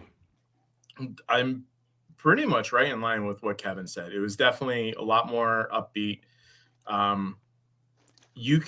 There was a couple, 2 or 3 times where you really heard those pads pop, and each one of those plays, when you distinctly heard that loud pop, it was from Quan Alexander. He was in on those plays. So definitely a really nice addition. So hopefully we have someone now that could actually cover tight ends, so, but like you said too. What were your thoughts on Zach today? Up and down. he had throws like Tyrone says, like you see, but if we're being honest, they're cherry picked. You're not seeing the throws the social media team's throwing out there where he's skipping it into them when it's just like trying to hit someone in the flat that's really not that far out. It's you're gonna have good and the bad. You hope it all clicks. I'm really excited to see what's gonna happen when we have the Falcons. Like later in the year when we could see. I'm so excited. I never got to see a joint practice, in all the years since going from 2009. So I'm really excited about it. But yeah, no, it was a good time. It was part of me wonders, just like how much, maybe he was just rushing mechanically with, some of the pressure that he was facing up front. It was his first day back today. So it almost seemed like, maybe his internal clock was a little bit off where it was just kind of all arm and he's not like fully stepping into it a little bit. Yeah. I mean, and like Kevin mentioned, I said, like with Becton on the right-hand side, you either see like that guy that we thought we were getting consistently when we picked him that year, or it's not even close. It's not even close. Zach is dead. And it's not to talk negative, because like you said, Tyson, we're it's week one. Like this is all just basic install stuff. They're not going to show us all the good plays. That's going to be reserved to the close practices. See, there's two facets to this. The one thing is it's only the first week of practice, second day in pads, and Becton's on the other side, right? So he's got to adjust to the whole right side thing. The other thing is that we're being completely honest.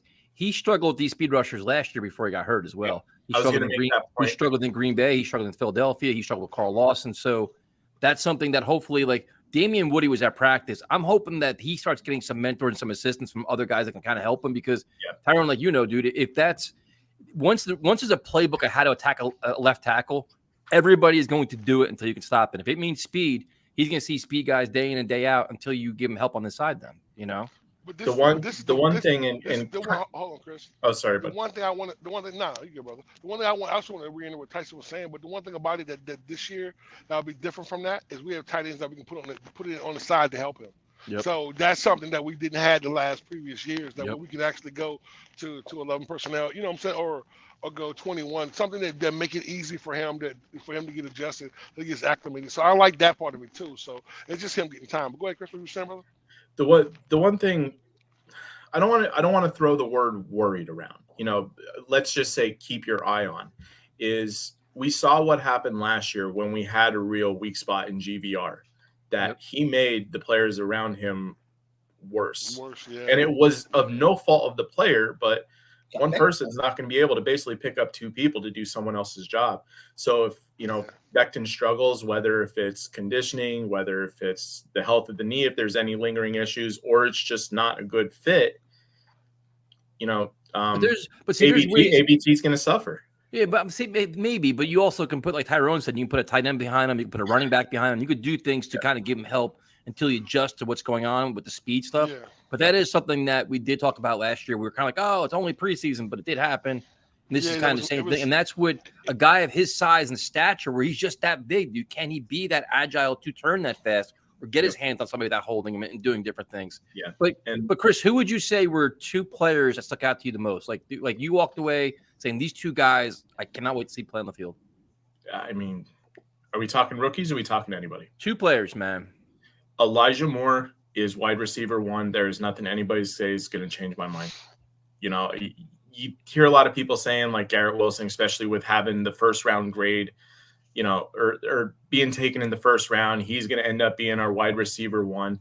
And I don't think so. And that's not a knock on him.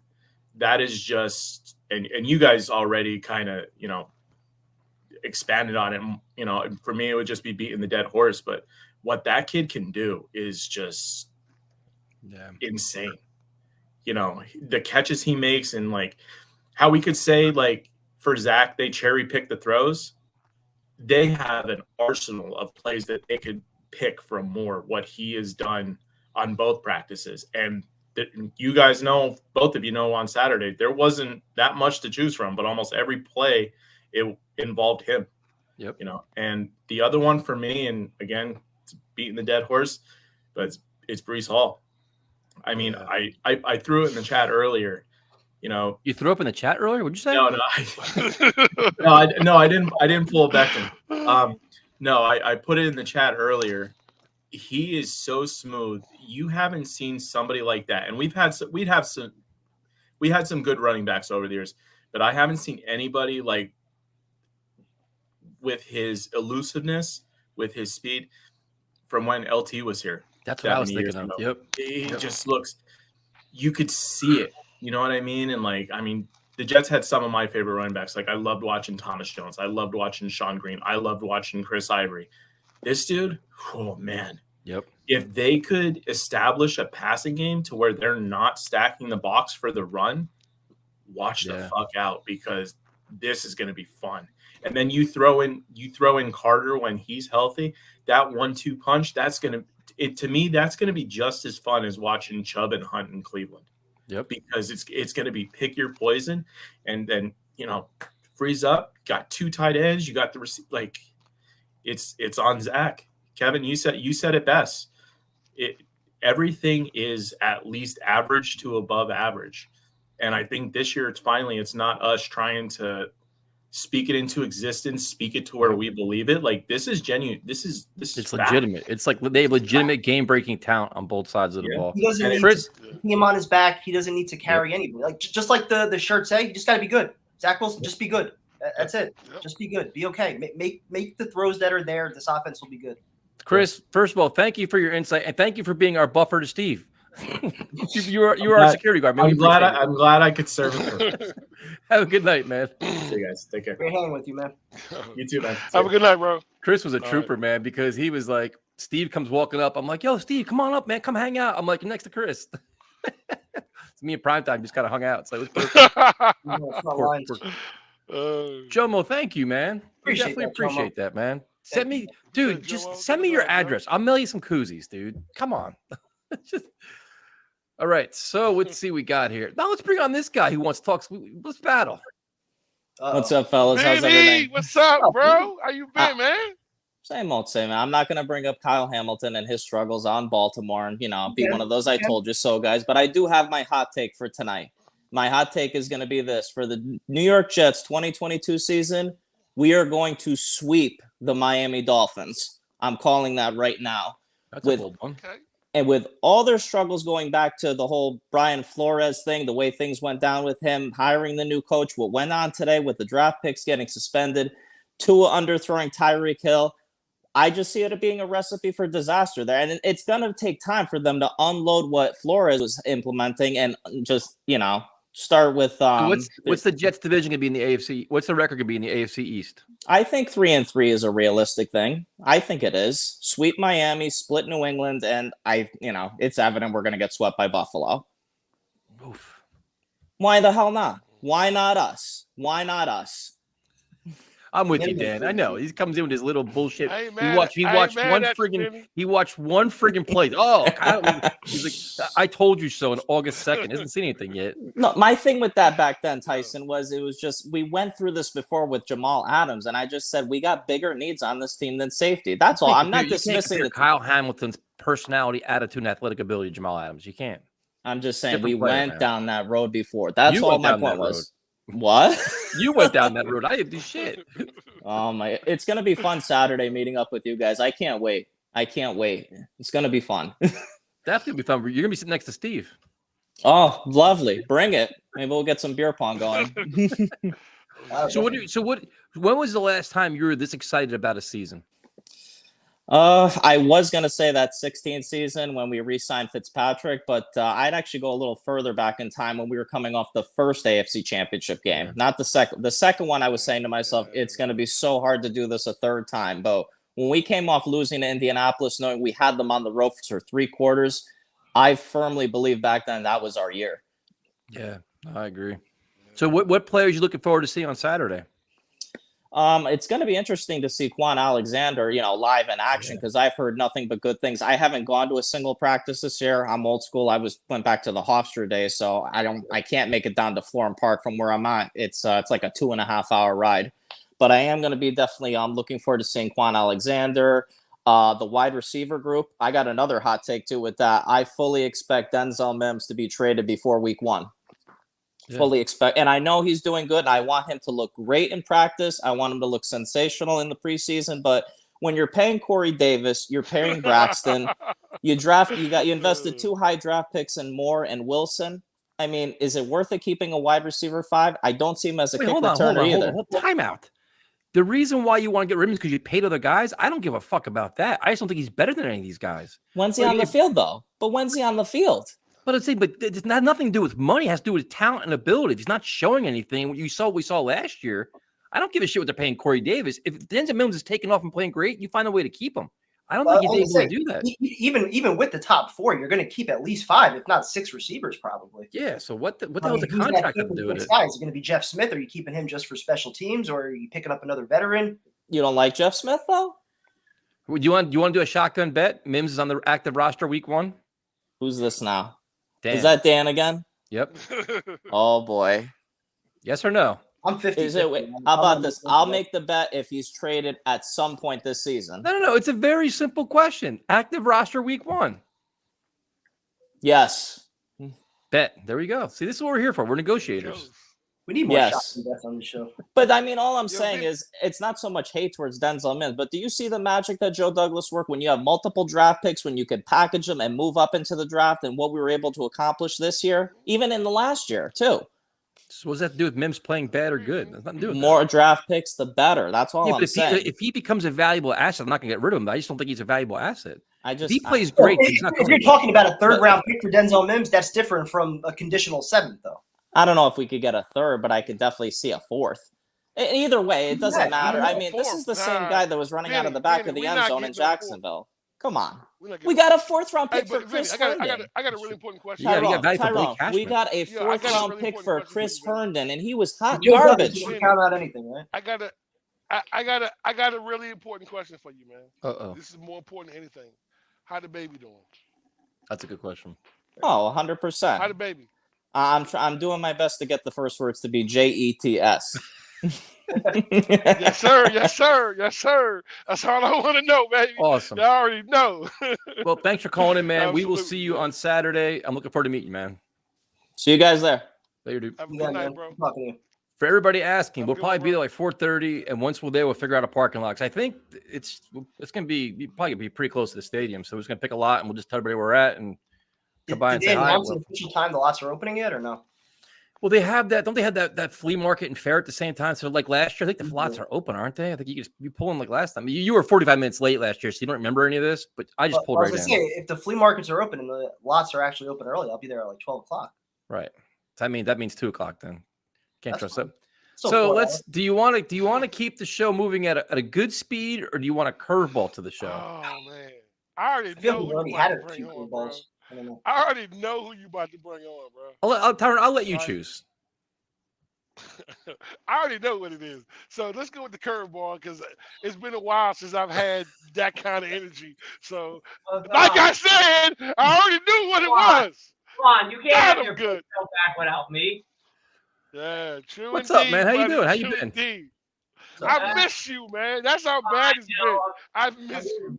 My room's a little cluttered. How bad my life has been. My room's a little cluttered because they're working. I had a leak outside of my room, and they had to empty that room to patch the holes in the ceiling. What, from the heavy storms, the rain? No. There was a pipe above the ceiling. It sprung a leak. Oh, that sucks. What? Good for you, man. No, you got a lot of shit going on in your room. They cut a hole in the ceiling, get to the pipe, replace it, and now they're currently fixing it, so they have to move some of the stuff. That sucks, man. Plumbing issues suck, man. That's brutal. No, yeah. So what? So you have like your amp and everything set up, man. What are you having I got a question. Tyson. I got a question. I have a question. I've been waiting 2 months for this question. What? Hey, did you get your license? That's true. Huh? No, he didn't. No. Did you get your license? I did not pass that. I gotta do it again. Oh, when are you taking it again? Wait, how did it go? I choked big time. What'd you do wrong? All the studying you did? Yeah, You were literally studying during our show. Yeah. On the show. Shit. Where did it go wrong? Did you watch the film? Like what? No, I was doing I was doing the test, and I just did not the right test. Oh, the written one? Yeah. So you didn't actually get behind the wheel yet? No, I haven't gone behind the wheel yet. I'm gonna. All right. Hey, Well, you fuck it. still- There's always you next still- time. are you So still studying? You're like Zach Wilson right now. You're early in the process. You're just Yeah, getting your feet yeah. wet. So you got a long way to go. Yeah. appreciate that, Big Kev. Thank you, man. So I see you have the guitar ready. So let's turn negative into a positive. All right. Are you playing a song that we know? And I'll play How can you two. not love this show? One, Man? one, How can I'll play one from the 70s, one from the 90s. Why the 70s? Nobody's gonna fucking know it. You don't know Black Sabbath? Okay, I'll go with that. All right. I don't know Black Sabbath. Hey, listen, can I get a request? Can I play some black people music at one time on one time? This something for me. Go to the 90s, man. Do the 90s first. Can we get some hip hop or some Want me to blues or rap? something? I want Nope. to.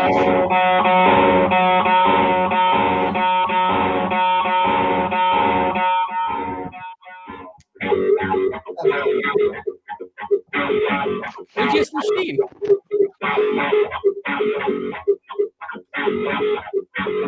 I'm going to see them next week. This is good. I'm going to see them in Madison Square Garden, man. That's good. Good job. Yeah, no, and I also got the part where he does Look at you. You're like Tom Morello Jr. right now. Look at this guy. So, Vincent, what is going to be the Jets' record in the AFC East this year? All right, so I am not. I'll tell you this: I am not a pessimistic person. So I'm going to tell you, the Jets are the Jets will either sweep one of the Dolphins or the Patriots, and they'll split with the Bills. So it's going to be about 3-3. That's fair enough. Here's the thing, you're like, I'm not scared of the Patriots. I don't know what people are still scared of. No. The mystique, the aura, all of that. You know what I'm talking about? I mean, look, I'll put it down. Let's get real here. Can we get real? I'm glad this is show one, baby. I'm glad this is show one. Because by week 7, I can't do this shit. I'm telling you, I can do show 1 through 7. Let's You get got real me. here. Week 7, I'm missed not that shit. doing this. Oh my god. Can I Oh my actually God. can we actually talk football for 1 second? Of course. So yeah, like I said, like What do you mean for 1 second? We've been talking football for an hour and 20 minutes. You're the shit that changed it. all right. So all right, we get back to like the football then. All right, who's scared of the Patriots right now? I mean, are you? I mean, how are you scared of the what is it? The Matt Patricia, Joe Judge offense? Like, is anyone scared of that? Has anyone seen either of their two teams, the Giants and the Lions, run offense the last? Why do you bring them up every week? Yep. It's like anyone ready for that prevent offense? Who's ready to watch them run that prevent offense? All right. So you're not scared of the Patriots. Are you scared of the Dolphins? Well, the Dolphins, it all depends. Like, well, the thing is, I'm not It worried. seems like a about yes or no answer. Not as a little more than the Patriots. Definitely more than the Patriots. I'd be more concerned about them because they. So actually what's your scared rating on the scale of 1 to 10? Like, let's get numbers here. So your level of being scared with the Patriots is what? probably 10? Okay. So the Bills is a 10, obvious. The Bills is about probably a 10 or a 9. Okay, I'd probably put the Dolphins at a 5 and the Patriots at a 3. that's fair enough. All right. Like I said, why are you scared? Like, what is it? They had the worst offseason in football. They have no offensive coaching staff. They can't beat a team with a pulse. Let's be real. They can't. Let's be real, Tyrone. Right. I want to ask you, since they last won the Super Bowl, what is a legitimate team that they actually beat that wasn't injured or in some freak weather? Tyrone, your answer? I mean, be real here. How did this You turn? gotta be real here. It don't matter. They won the Super Bowl. Why does it matter? They won. I'm saying, what It have they doesn't matter done? who they won. They won. I'm saying, since that Super Bowl, who have they beaten? Who have they beaten since that Super Bowl that is impressive? What you mean Remind during me like of something, man. How During long you been a Jet fan? How long you been a Jet fan? The last 7 years. Tyson. Yes, Anytime sir. you want to jump in, brother, I got you. I'm not talking about the past. That's in the past. Then why are you scared of the Patriots? They've had What the hell's that buzzing You sound talking now? about the Patriots? About the hell's being he doing? good? You He's got his definitely amp talking ready to about blow the up. Bears. All right. Let's talk about something more important here. Let's talk about something much more important. The This is Patriots have had 3 consecutive late season collapses. Why are you who scared gives of that? a shit? But here's a more important question. Yeah. How are the dogs? They're doing good. They just got their haircut about 2 weeks ago. Oh, that's good. That's important. Get them groomed and everything. Before you want to get it done now, so that by the time the colder months come in, their hair is more grown in. So You don't want have to keep them cool in the hot heat too. You don't want them sweating. Yeah. It's hot, 100 degrees out there. No, they don't like being outside. Me They neither. no, even when it's even in the spring, they don't like being outside. They just want to be inside the house all Really? day. Yeah, that's cool, bro. Absolutely. No, they man. do not Yeah. like Hey, you yeah, walk that's up, wonderful. Hey, man, you have a good night. Thanks for calling, man. Thanks for calling. Have a good night, bro. Have a good Thank night, you, man. bro. Appreciate you, man. Yo, always a good call when you call, bro. Have a good one. like I a good night. apologize. Don't ever have me do that again. This is week 1, bro. This we had 2 months off, and I missed them, bro. And within 3 minutes, I realized why I did that. Have a good night. Yo, this shit right Let's here. go. Let's go to my good friend Blade. What's up, man? How's it going? What's up, Blade? What's up, Blade? Hey, to be fair, Tyrone, you asked for the curveball. And you listen, you know what I did, and you know what? In 3 minutes, listen, in 3 minutes and 10 seconds into that, I realized what I did wrong, and I apologize to everyone. My bad. Had to get it over with. And listen, Blade, you following behind that, bro, you can't fuck up. Hey, he's always a good call. Yeah, he's definitely Actually, Vinny took my hot take, not that one, but the one before. That I think Denzel Mims, I've actually said it on you guys' show before that he's going to be the Bless on Austin of last year. Where they're going to be talking him up and they're like, oh, he's locked down, he's going to be our starter, and then they're going to cut him or trade him. So you think they're hyping up in camp just to trade him? Yeah, I think like they're talking about how good of shape he's in, like, I don't know how hard he's worked, and I don't know. If you were him, wouldn't you want to get out too? Because I feel like he's just in a permanent doghouse. So you're gonna take Dan's bet for a week 1 shotgun? I would. All right, then. See, we're gonna. Well, okay. and that's another thing I had for you guys. That I can't remember his name. The kid, that undrafted free agent who's killing it. Is he outplaying Mims? Would you say? Like right now, Jackson? No, it's another guy that they're talking about like crazy. Oh, Blake? Black He's or whatever. making plays. Yeah, I can't remember where he's from. Rashard Davis is a veteran. Yeah, it's not him. Was it Charles Irvin? Yeah, I think that's it. He's returning right now too, and he plays special teams. Yeah, Davis. Yeah, is that him? He's not a rookie. I've never even heard of him. Would you do Denzel Mims for Tevin Jenkins straight up? I probably would. He's been struggling with Chicago. I don't know, like, because you looked at what he did last year. It's like, is he really going to come here and just turn it around? I don't know. Would you rather see Max Mitchell step in there and see what he's got? I'd rather see a proven veteran. Didn't Mitchell get hurt though? Didn't Mitchell get hurt? I think it was minor, but yeah, I don't think he was out there today. Minor, okay. I mean, I'm hoping doing cuts, man. We pick up a good offensive tackle. I think that's one thing we do, and I think we'll pick up a veteran wide receiver as well. I don't see us keeping Mims. I don't see the point in it. Like I said, Veteran wide receiver. I think they'll pick if Mims is playing well, though, why wouldn't you keep him? You need depth. I mean, he's not making any. I don't think that. Prime time. At the end of the day, though, I just don't think that he's playing well. Like, I mean, from what you're saying, that like he's making a catch or two, but I don't think he doesn't bring enough value. He doesn't play special teams, so he can't help. That's exactly my question. Is he really playing that well, or is it just all hype? Like, are they just talking about? He's making plays down the field, but again, going against 2s and 3s. I mean, are those exactly cross against DJ Reed? Probably not. So exactly. Right. So, but the only thing is sometimes his rotation, he was like the 5th guy. Like the day we were there, he was on the field at all. Like everybody was ahead of him, dude. Yep. Right. That was the and same so thing. they like Jeff Smith a lot, right? Special teamer. Yep. And then they like this Davis guy. Apparently, he's killing it. I think that's who it is. Yep. I keep reading like on all the reporters. They keep talking about him all the time. I just can't remember his name. But so there's with our starting 4, you know. And so if someone's going to offer you, you know, a 5th, would you take it? I don't think we get a 5th, bro. I don't think we get a 5th. Well, if they're cutting him anyway.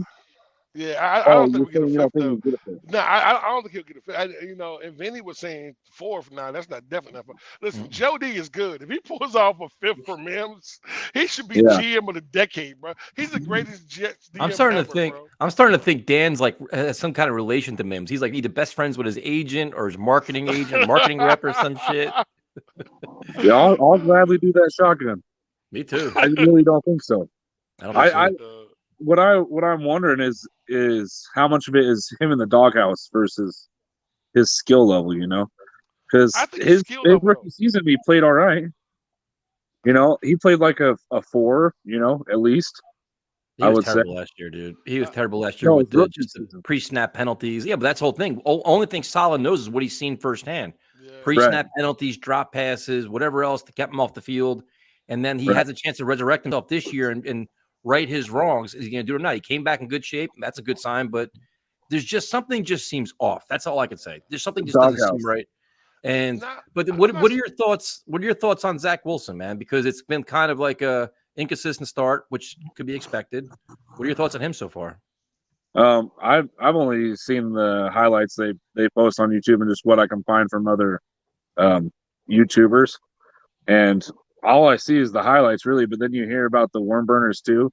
What I'm curious about is, and like what I'm excited for is how fast of a start is he going to like come in Baltimore at? Is it going to be 6 weeks before he stops? Like he's not throwing worm burners. Like hopefully it's week 1, but maybe it's going to take him a little bit to turn it around. Who knows?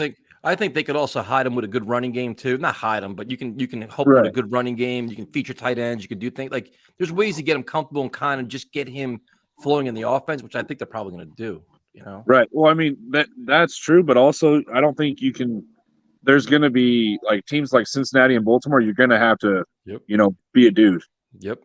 So like fourth quarter, like that's when it's going to. First quarter got to be like that. They're going to come back in the first quarter. Well, I think the first couple quarters you can hide in the run and then like play action, you know, depending on how well we're doing. Yep. And then when it's like, okay, you got to air it out. We need a touchdown now. Like we'll find out how he's feeling. I'm not talking shit saying he's gonna be bad, but he might start off slower. Oof. Like I'm not expecting. I feel like early on you can tolerate, you know, if he's trying to force the ball in there, you know, he makes a bad read, he throws an interception, trying to take a chance. Like you can tolerate all that stuff early on, but it's just the consistency getting the ball to open receivers. He can't go back to that stretch last year, the 3 or 4 games where he couldn't hit an open guy. He can't go back. And three and out. But I listen. The one thing I think everybody over defense. I think the one thing you guys got to look at, and I think that a lot of people are not looking at, like I think week 1 we got Baltimore. The one thing Baltimore struggles at, they were struggling against the run. They wasn't really stout against the run last year, so I think that'll be a run heavy type game plan. Then you play a team like Cleveland. Cleveland is great against the run, so therefore he's going to have to perform. You know what I'm saying? Because they're not going to be able to stop the run. Then you got Pittsburgh, another team good against the run. Then you got Cincinnati, who's not stirred against the run. So I think week by week is going to determine what he does. But I think also you have to run the ball just to get him comfortable. But the one thing that we're not factoring is we have tight ends that could be in the middle of the field. I think where he struggles at, he struggles on the quick passes. That's where he struggles at. You know what I'm saying? From what you guys are saying, that he's not getting the ball. He's trying to zing it instead of making the soft touch. You know what I'm saying? Putting touch on it, throwing it downfield. That's something he has to fix by week 1 because those passes are going to be open. You know what I'm saying? And our offensive coordinator is going to scheme guys open. So, and that's how you move the chains consistently too. Like we're looking at Baltimore. Yeah, absolutely. You know what I'm saying? At the end of the year, that's though, the most important thing. Like I think that's what he struggled at when he. Go ahead. At the end of the year, though, he was playing great and he was hitting those. You know, like the Tampa Bay game, the 5-yard slant or whatever, where he barely fit it in with Braxton Berrios. You know, if he can just continue that, that's what I want to see. And especially now with Garrett Wilson, Elijah Moore in year 2, like just a few inches is the difference. Hitting them in stride and them taking one potentially to the house, or them having to reach back, and then it's just an 8-10 yard game. Right. I don't want to take anything to the house if you hit him in stride. So. I don't want to see him reset and then build. I want to see him just continue off what he's done.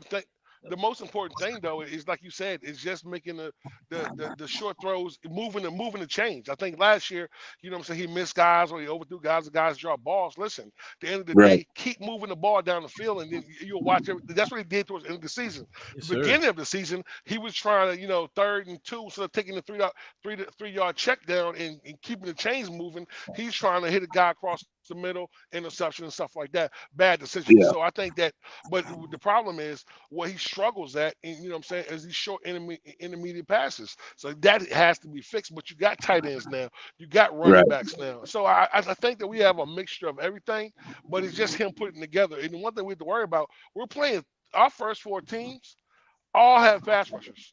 So our offensive Yeah. line And they're has physical to be as shit. exact, and that's the one Well coached. thing that you got to match. Like everyone's talking about Baltimore, we're not worrying about Baltimore. Let me tell you something. That AFC North, they're physical as fuck. You're not gonna go out there and not have that kind of mentality. That's what I love about our defense.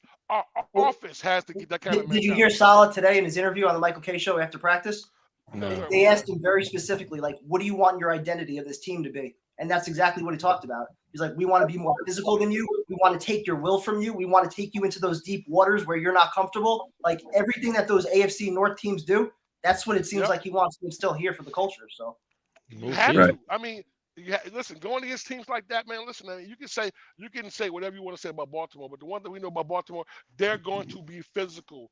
They're going to show up. They're well coached, and they're going to do that. So you have to match that. Now, I think our defense is already there. I think it's a great defense test full for of week 1. dogs. Great test for Yeah, week 1. right. It is, Yeah. right. Listen, you can't, as a Jet fan, you can't ask for a better team to play week 1 than Baltimore. You can't, man, because they're gonna test you. Like week 2, we got Cleveland with the Washington shit. I don't care about none of that. Week 1, Baltimore, that sets the tone for your season, bro. Yep. That starts it off. And if you come out there and you're playing soft against Baltimore, it's gonna be a long fucking Well, see, day, Tyrone, bro. and that's Wake up the whole call thing. right away. But that's the whole thing where it's like, Absolutely. Salah's saying all this shit. They held a Flight 22, great headlines, all gas, no break, and all your shirts and all this shit. You can't have all this hype, all this excitement, all this, and come out flat and not match their intensity and match their physicality week 1. You cannot do in front of a raucous crowd. Like you cannot. That would come look out bad and on just, Salah. That would look terrible on Salah. you'd have to be like, dude, where are we then? You know. But Tyson, this is the one thing that I think that I think we're gonna be there, just because the players that we brought in, the Reeds, the man from Cincinnati, we brought, you know what I'm saying, we brought in Whitehead, we brought in dogs. So these guys know, you know what I'm saying, Tom, we brought in guys that are not scared. But that's also coaching Don't buy the preparation hype too, man. Yeah, don't buy the hype till we see it. Yep. Let's And see. getting lost in that too. That's going to be fucking enormous. Oh yeah, bro. Wait, thanks for calling it, man. We appreciate it. Yeah, thanks for having me on, guys. Good call, bro. Good talking Good to you. talking to you, man. Yeah, it has to be that kind of intensity, though. So I'm excited. We haven't talked enough about Lawson yet, man. He's looked fucking good. He's not showing any lingering effects from that injury last year. Just get him to the field week 1, man. So we're gonna go. That's all. Listen, all we want week one, baby. What's up, Joe? Boys, let's Joe. fucking go. I like Let's that go. Boomer thing behind you. I finally I may like you again now. Oh yeah, I'm a big played hockey, big hockey fan. So, anyways, this is I haven't been this excited for a season, in a long time. But like, first and foremost, about the Becton thing, the speed rusher thing, I feel like something people don't talk about enough. With he's getting cooked by speed rushers in practice. You can line like he's taking everyone in practice, but in a game, like if you want to put a 260-pound edge rusher on Becton, like that's fine. Like maybe he'll get beat in the pass game, but that also opens us up to just run that dude over in the run game. So like it's not like teams can just put Carl Lawson, who's 6'2", 270 on a good day. Like that's assuming you're not in second and long, third and long. So yeah, obviously there's situations. But the point is like it's not as easy as just fucking I'm gonna put this small guy against Becton and we're gonna win every time. Regardless, I'm really excited for this team. I think the two things that are going to determine how good this team is how good our top players are. Like, I think we have a lot of young kids with a ton of potential, but we have no proven like elite players in the NFL, and how good our best players end up being is huge. I think across the board, like Kevin said, we have good to average players everywhere, but you need like impact players, game-changing players. I think we have a lot of guys that can get there, but like how quickly they get there. I think Elijah Moore, Breece Hall can both be that this season, but like that's going to be huge. And then obviously Zach Carl Lawson. Carl Lawson. Maybe. I don't know. I don't know if he'll ever be a Nick Bosa level player, Joey Bosa level edge rusher. He'd be a very good player. Have to be with all the talent they got on the line. Exactly. He's better than what we had in a long time, bro. So he's a very good player, man. Yeah, bro. Like he's and, way and better. just having him out there is going to open up a lot of things for Quinnen up the middle. I agree, and I think Quinnen having JFM next to him. Quinnen knows he needs a big year too. I like the Quan signing too. I think his value will go up 10,000% if CJ Mosley gets hurt. Because if Mosley goes down, then we don't have to rely on Quincy Williams or Sherwood or one of these young guys calling plays. Like we have a legit vet that can run things. So that's huge. Like I think Quincy might still start, but if Mosley goes down, we're going to see how valuable that ad was. Because when Mosley was out of the lineup last year, we were a mess. Yep. But regardless, I think. But listen, Mosley and Alexander on the field at the same time, bro. Can you imagine that, bro? Like just the ferociousness that these guys bring. They're like, physical. Listen, They're physical. I think Quan. I think that is a low key, brilliant signing. As long as he stays healthy, man. He's been. That's the biggest thing, Tyson. Him staying healthy. If he can stay healthy, man. Yep. He's also not as. We're not getting the guy from the Bucs. Like he's not that explosive anymore, but. Maybe mentally he's a little better. He's still a very solid player. So like I was happy about that. But he's instinctive. That's exactly the one thing about CJ Mosley when he was at the top of his game. His instincts. He knows the play. He recognizes see ball, get ball. Quan is the same way. See ball, get ball. Quincy, the problem they have with Quincy is Quincy's a rocket, but his understanding of the play takes a little longer. So that's what happens. You know what I think a problem with CJ last year a little was he felt like he had to make every single fucking play. And you would see him he missed all these tackles bouncing off guys because he'd be running from across the field 25 miles an hour, and it's hard to like break down and square up. So knowing why is that so many people. Exactly. Knowing your corners why is that knowing your edges are gonna set the edge. Yeah. Like that's gonna make a huge difference for him. And we forget, like, he was the best linebacker in football for what, 2-3 years there. Like he'd be a great player again for us. So I'm excited. I think our defense isn't. I think it's gonna be better, but when you're dead last in every single fucking category, like you only go so far up. So I think temper the expectations for the D. It's very young, and I think we're still a couple players away. But they could be a top. They could be a top 18 defense, though. I agree. Top 18, top 20. I think. Yeah, top 15. I'm saying top 15. Like, yo, listen. The one thing you're looking at, you said we're young. What were we young at? Adding the sauce. What else were we young at? Agreed. You're right. Actually, you're right. I'm just so used to saying that. With our listen. You're getting Lawson back. You know what I'm saying? You got. You know what I'm saying? Listen. So we're not as young as our D line is deep too. It's like fucking. Our we can roll 11 out. Our D line is deep.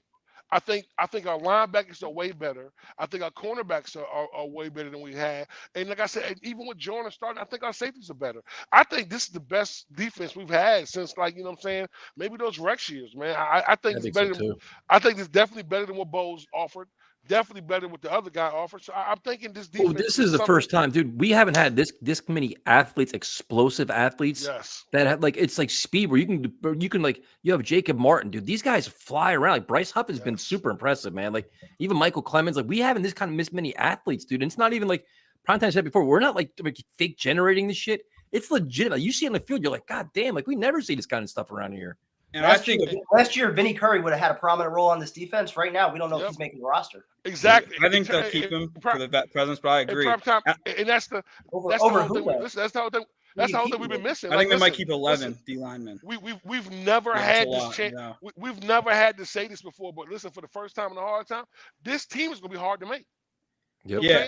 Well, that's what I was about to say. Like, I think the depth too. I think something that stood out in years past is every year going into the year, we're like, all right, our starters look decent, but then one guy goes down, and we have a practice squad player starting for 7 weeks, and that just we can have 5 guys go there. And we still. It's cliche, but all 11 on the field count. And you have one squeaky link on a defense, like it blows you up. We would have 4, 5, 6 guys out there that just didn't belong. I think a huge thing we gained from last year is all those corners, all those safeties, our young linebackers. They all have legit starting experience. Like they got some confidence from the fact they played 15 games. So like, I think that's gonna be big. But I think as a whole, like the season rests on like I said, how good our top players are, but also just Zach Wilson. Like he has everything he needs around him. If he's good, like it's very hard to see how this team wins less than 7 games if he's a good quarterback.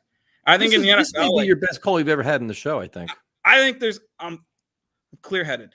I think without Zach being good, 6 or 7 wins is realistic. If he's actually legitimately good, you're talking 8, 9, maybe even 10.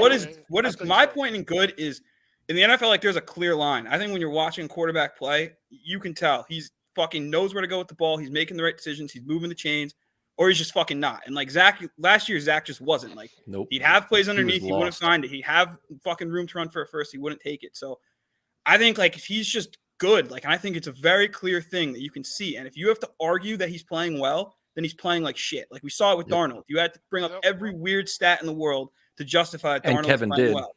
And he just, which wasn't good. Like it's fair. And I think like if it's going to show very quickly, and I also think it's a huge year for his career because I've never seen. I don't think this year is going to be how he is the rest of his career, but I've never seen a quarterback suck for 2 straight seasons, or at least in not the last 15 years, and they ended up being good in the NFL. So if he fucking, you know what I mean? Yeah, but that's an anomaly. I mean, because right now, you look at maybe. You look at where Zach Alex Wilson Smith, is now, man. you know? You look at where he is now, where it's a young team, a much improved offensive line, all kinds of weapons around him, and a quarterback-friendly offensive coordinator. He's in a spot where he should play decent. Like it's on him, and it's. I'm not saying if he's not a top 10 quarterback this year, that doesn't mean he will never get there. But if he clearly looks like he doesn't belong out there, he doesn't know what he's doing. And if he's below top 25, top 23, top 22, we're gonna be exactly. We should be looking elsewhere. But I don't think he'll be that because my big thing with him is he's too smart, he works too hard, and he's just way too talented to not be good. Like I don't see where the hole would be unless it's just something mentally where the NFL game just doesn't click or whatever is going on in his head. I don't see anything holes-wise in his game where he can't be good. The thing that's going to be hard, regardless of how much talent's around him, he's going from last year, his rookie year, he was at 55% completion percentage. Yep. So, like, what's a realistic jump going into year 2? Like, most top 15 quarterbacks are 65% and above. I think go up. 60. I think realistic stats. I don't like putting too many stats out there, but like 15 plus game played, 60% completion, like over 3,200 yards and 20 plus passing touchdowns, and less interceptions and touchdowns, and I'd say 7 wins, and I'm happy with that. Like I'm not asking him to light the world on fire, but show the modern NFL any quarterback put up numbers. Jared Goff just threw for like 3,800 yards and 20 touchdowns. Be happy. You know, like I think it's possible for him to do it, but I'm excited. I think we. I'm excited. I'm excited that you're excited because this is you're happy. You're positive. There's this is good energy now. I liked what we did in the offseason. I thought there was a lot of guys I had been saying since fucking September of last year that Sauce Gardner is going to be a top 5 pick. And I was so happy we got him. Like I said, Breece Hall has won me ridiculous amounts of money gambling on his over rushing yards. So like I was extremely happy we got him. I don't know. Like I like what we have, and for the first time in a long time, like you guys said, it feels like we have legitimate explosive players. We're at NFL par. Like I get talked into these players every year that just weren't good NFL players, and like if you don't just watch the Jets every Sunday and you watch all the teams, it's so clear, and it gets frustrating. But now to me, it's very clear. Like we have players everywhere that would make every team start on every team. Like that's what you need. And you know what it is? And the guys we cut this year are actually going to go somewhere else and play. Like we're going to actually have talent guys want. So Joe, thanks for calling it, man. We appreciate it. Of course. All right, boys. You have a good night. See you next week. So we had a call with Joe where I didn't fight with him, man. That's like fucking legendary right there. Joe had a good call tonight, though, man. Joe was on point tonight. You know, it's a weird season when Joe's saying positive shit. What's up, Mr. Australia? What's going on? Go. Are you in Alaska? What the hell are you bundled up for? Can't even hear you. Are you muted? Can't hear you, bro. Something's off. Can't hear him. Nah. It looks cold though, wherever he is. Looks like he's he looks cold, bro. He got the hoodie on. Breaking. He got the hoodie on in the. I'm cold. I'm cold just looking at him. Yeah. Can you hear me now? Now we can hear you. Yes. Yeah, it's cold. It's not cold for you guys. Like for us, it's bloody freezing here. We've had like the worst year of all. Even in your house, man. There's no heat in your house. Light the fireplace or something. We don't have that shit here, mate. Heat in our house. It's not something that's normal. Really?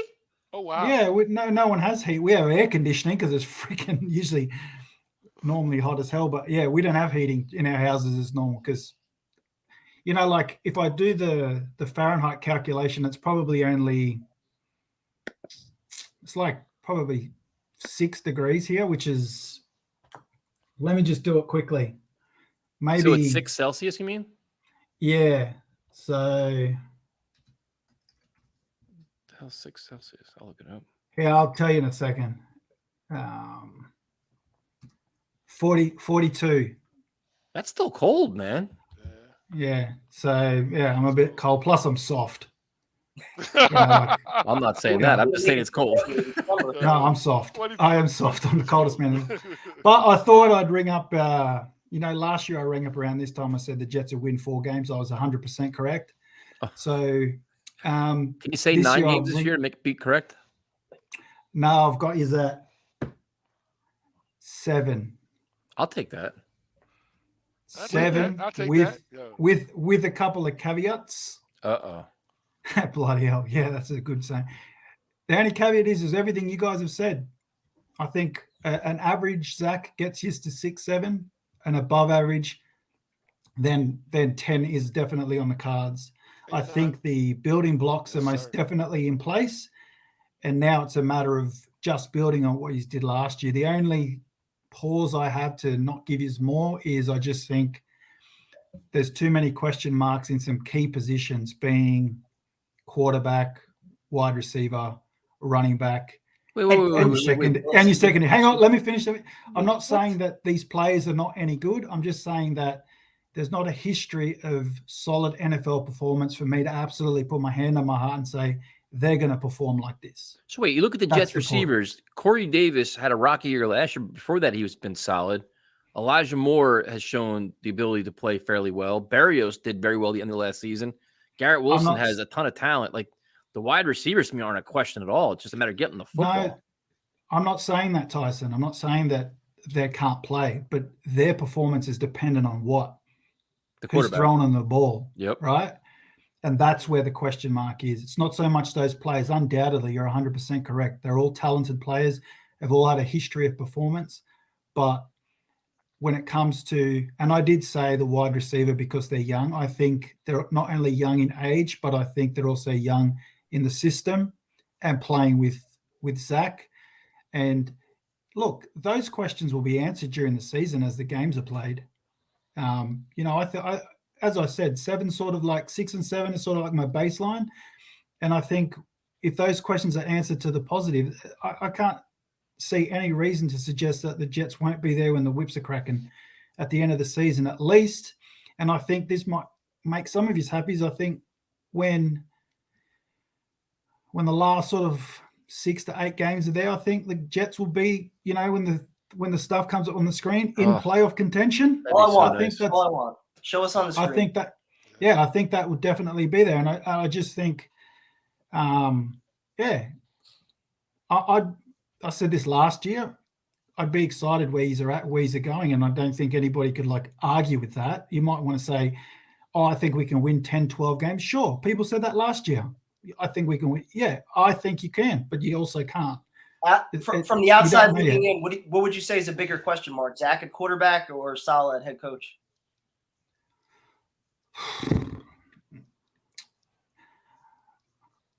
I think Zach at quarterback because it's totally more important. Because from what I saw at the back end of last year was very similar to what I saw with the previous Browns quarterback. Is you see those little green shoots of, he's starting to figure it out. The team's starting to figure out what Saleh was trying to put in place. And I think if you separate the two, of course there's questions of Saleh. It's only his second year as a coach. Yep. But I think in terms of the success of the team, you'll live and die by number 2. No, I agree, man. I think that's as every team in the NFL. I was going to say that this is the NFL is a quarterback-driven league, man. But I just like the way the Jets have built around him. I like the coordinator. It's all there to be had, man. It's just play within the system, make the easy throws, make the easy reads, get the ball in the hand of your playmakers. Don't force anything, and ball security, man. Just don't make any of those stupid fucking throws where you're like, dude, hitting running backs in the back and all this other shit. Because if I compare you to the other team that I sort of support now, same thing. They were bulk average at quarterback, but because they had a good running game and relatively decent passing game, they were able to still eke out an 8-win season. I wish. It's all the way down. I know you blokes think it's silly because it never gets below 0 here, but for me, for us Aussies, it's freaking cold, man. Absolutely. What do the kangaroos do, man?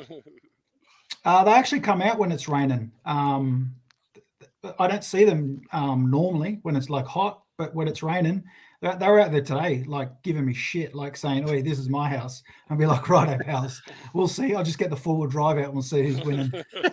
But yeah, there's heaps of them out there at the moment. See that? Damn it. Well, it's good talking to you, man. Good luck to you. He's going to ask me. Yeah. So, what do you think about the suspension?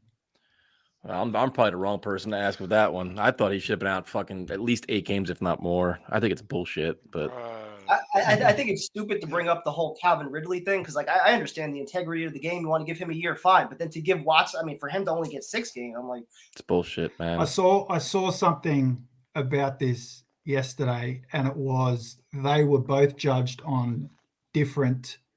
Yeah. Calvin Ridley was on a different sort of, I don't know what you want to call it, but like a different crime, for want of a better term. Yep. So the fines and the suspensions for that crime, they said that basically like if you do PEDs, you get like the 4 games, then you get the 6 games.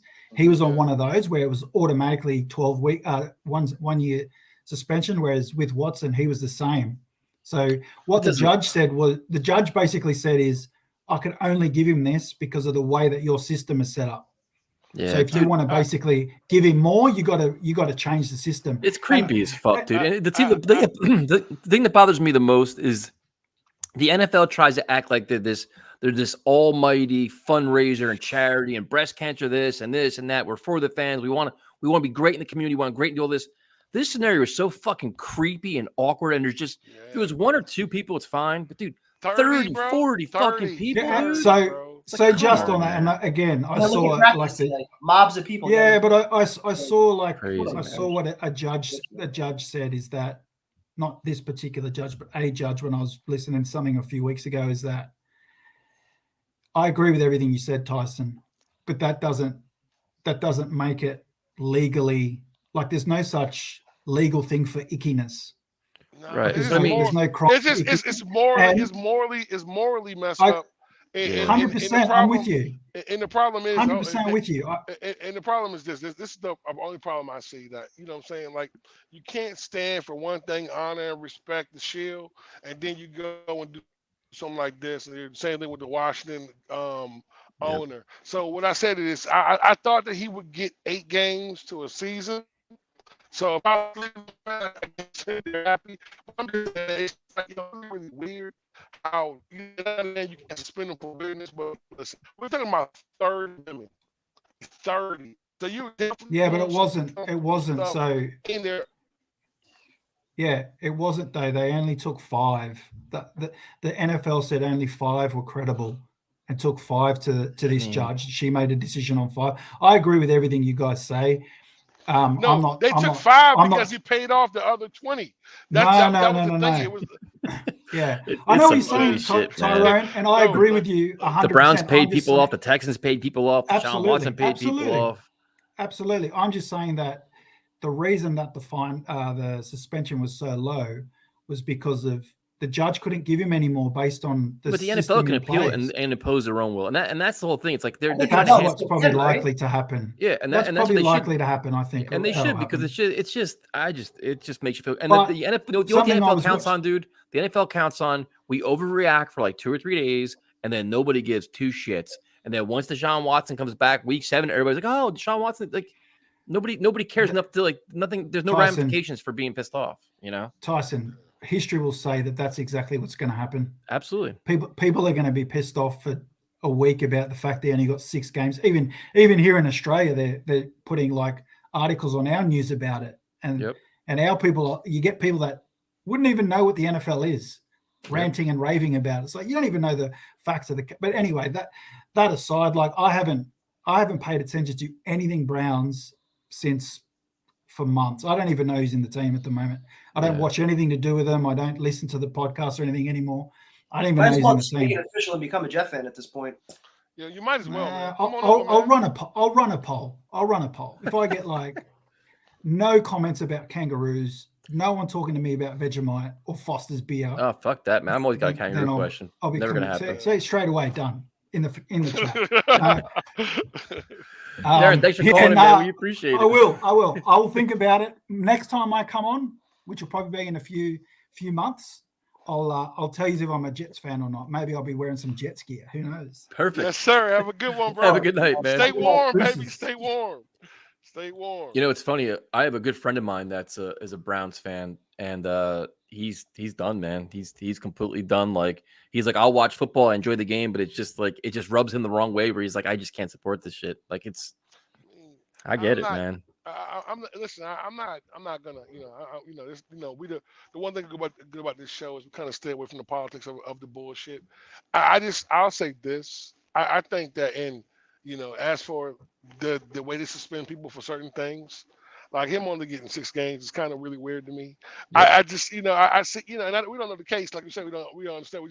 We're fans looking in. But if that was my system, I'm gonna beat your ass. I'm gonna keep 100 with you. That's just, you know what I'm saying? Well, yeah. You in there pulling your little thing out, rubbing it up against. That's some sexual predator type shit. You know what I'm saying? And we don't condone that as a man. So I just look at it a little different. Well, that's the thing. And then you see there's times where they'll give you suspensions for wearing the wrong color socks. Or your jersey's pulled out, or you're wearing a chain or a visor or some shit. The wrong cliques, or celebration with a message to support a charity or something. Yeah, the one guy had a 9/11 thing on his helmet. They got to suspend. They got to fine. Like I'm like, it's all bullshit. So, thank you guys for joining us. We definitely appreciate it. I was trying to get after Mom. I guess he jumped off. So, we'll be back next week. Anybody going to the game on Saturday? Oh, there he is, right here. Hold on. No, we're here. Hold on. There he is. Yo, the voice of reason. He left us and he came. Oh, he looks serious right now. He's in deep thought. Hello, guys. How are you? Good. I got disconnected for some reason. I know. We're getting ready to hang up. I'm like, Afram left us. Nah, I would never leave you guys. So just so you guys know, to be fully transparent, which we always are on the show, Afram is now my performance coach and my technical director. So all my new lighting and all this shit I've been doing is all because of Afram, because he keeps yelling me, says I suck. So I'm getting better day by day. Afram, I need some advice because my lighting is shit right now. Well, put a bulb in this. Put a bulb in. I have a bulb. I have the light right here. Step one. There's more than one bulb that could be put on. It's the bulb's on. I'm surprised you don't have candles. Light on. I don't know what I'm doing. Yes, this everyone's been away, but I tell you. Once they got back on the chat, it was like piranha in the water when certain people came on. It was pretty funny. You gotta say hi to your friend, Afram. Yes, hi balls. How you doing, my friend? There we go. Now we're back to normal. First of all, I want to thank you for having the fan interviews. I enjoyed them very much, and especially I want to say my favorite was with Kevin and his father. I liked that quite a bit. It was very good to watch. It was fun to hear your father's memories and all that. It was great. Why are we talking about last year? This is such a great year. This is going to be said 2022, guys. We're talking everyone's positive. Even Bart Scott changed his mind about Zach Wilson fraud, and so it's like it's. There's really hasn't been much negativity. Nothing, it's like we're waiting for the hammer to drop sometime soon. We're so used to it, but I'm sticking to my 10 wins, and I'm gonna go out to the limb. We're gonna be 5-1 out of division. Whoa, man! Whoa, yes, sir. We're taking New England and Miami. And we're gonna split with Buffalo. We're gonna catch Buffalo and surprise. Man. You're damn right. Deep. Whoa. That's it. Drinking tonight, baby. That means you have them going under 500 in all the rest of their games. Yep. No, well, I'm doing 10. I was going to say 10. So I want to say more, but 5 and 6 in the rest of their games. Yeah, well, it could happen, but this, as long as we make the playoffs, that's this team, adding Alexander is a big plus. Wait to see what he does as far as a swing tackle. I think he's just waiting for the right guy. I don't think this guy Tevin Jenkins. From what I'm seeing, he didn't have it. He hasn't been what he's supposed to be, and he gets beat all the time with a pass rusher on a pass rush. He's not good for the pass. So I don't know if you want to swing somebody in like that. But there's still time. There's still time. I'm waiting to see how the preseason games start and see how well they play. Practice is practice. It's good to see a lot of good things coming out of there. With the second game of pads, let's give it some time. Yep. Let's give it a month of practice before we start saying, let everyone get into their groove. But always some guys ahead of the others, and it's just catch up time. I do think you would agree, though, if we're having this same conversation about Zach 3 weeks from now, it's not ideal. No, you're exactly right. But you could see his practices are getting slightly better each time. So just let's see how it generates. I do believe, and Dan's going to love me for this, but I do think Mims makes the team because I don't think Douglas has given up on his guy. So you're keeping 6 receivers? Yeah, it could be 6, could be 5. But I think he makes the team. I do think he makes the team because I'll tell you, if he was going to get rid of guys, why is Rashard Davis still on the team? Because right now you have a roster, but then you start doing your cuts and you hope for you wait to see what you see what happens with injuries. Could you say what if guys start dropping, Berrios and Wilson go down? All right, well now you're down 2 receivers. You have Mims here. Yeah. You go keep, but you also keep Mims because if he's progressing, you're on Corey Davis's year where he can be, next year you can release him. Right. He's on bargain now with all these contracts for wide receivers. Yeah. So basically next year, what, $9 million, whatever he's making? Yeah, but but if you can, if you got a guy that can perform just as much as he can, or he's younger on the contract, then you don't have to waste a high draft pick for a wide receiver to replace him in the draft. You go start picking up a center. There's a lot of ifs there, man. To me, Mims has got a lot to prove, man. Which being consistent, not dropping the ball, knowing what routes to run, pre-snap penalties, work ethic, demeanor. He's got a lot to prove, man. Yeah, but that was last year. There was a lot of issues last year. Let's give everyone a clean slate this year. He's got a clean slate. How's that? Yeah, okay, and he's been showing good things. So, we also have to. Why are you so negative? I don't know. I'm not negative, but I just think that happy, man. Everybody, no, I'm listening. I'm very happy. Everybody is hanging on to their draft evaluation of Denzel Mims and what he showed his rookie season. That's great. He hasn't shown it since. So right. So now he had a couple good practices. Listen, it's a great thing for the Jets if he plays well and lights it up and everybody loves him. Yeah. I just don't see it, man. Like I'm telling you, when you watch practice, there's just some right probably time. You would agree though that at least this is an improved version of last year's Denzel Mims, right? That's not. Because last year supposedly he didn't know what the fucking route tree was. he had to learn the offense. I agree with you though. Just the demeanor and watching his teammates interact with him, not just like we said, Cadre before with the fight they had coming off, but opposing DBs. They get after it extra hard going up against him. I don't know why. Demeanor, body language. After the whistle, there's always like some pushing going on.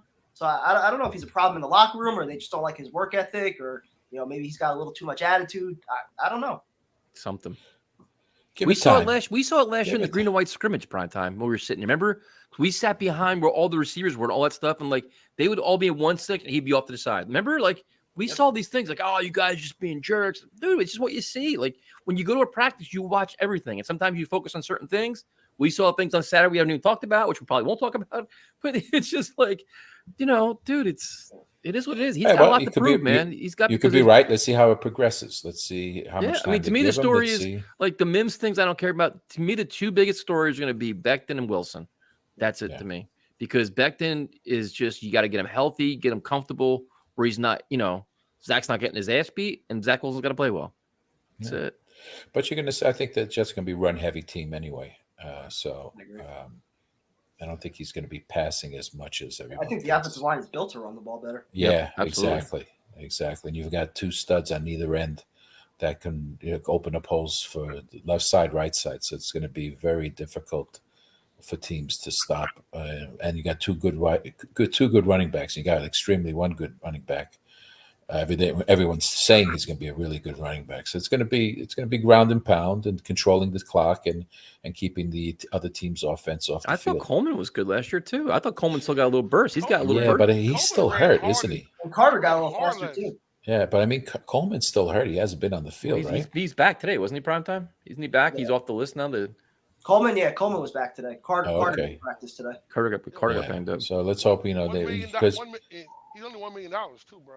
And he ran the ball hard last year. Yeah, and we still got like $8 million left on the cap, so there's room for guys, offensive tackle.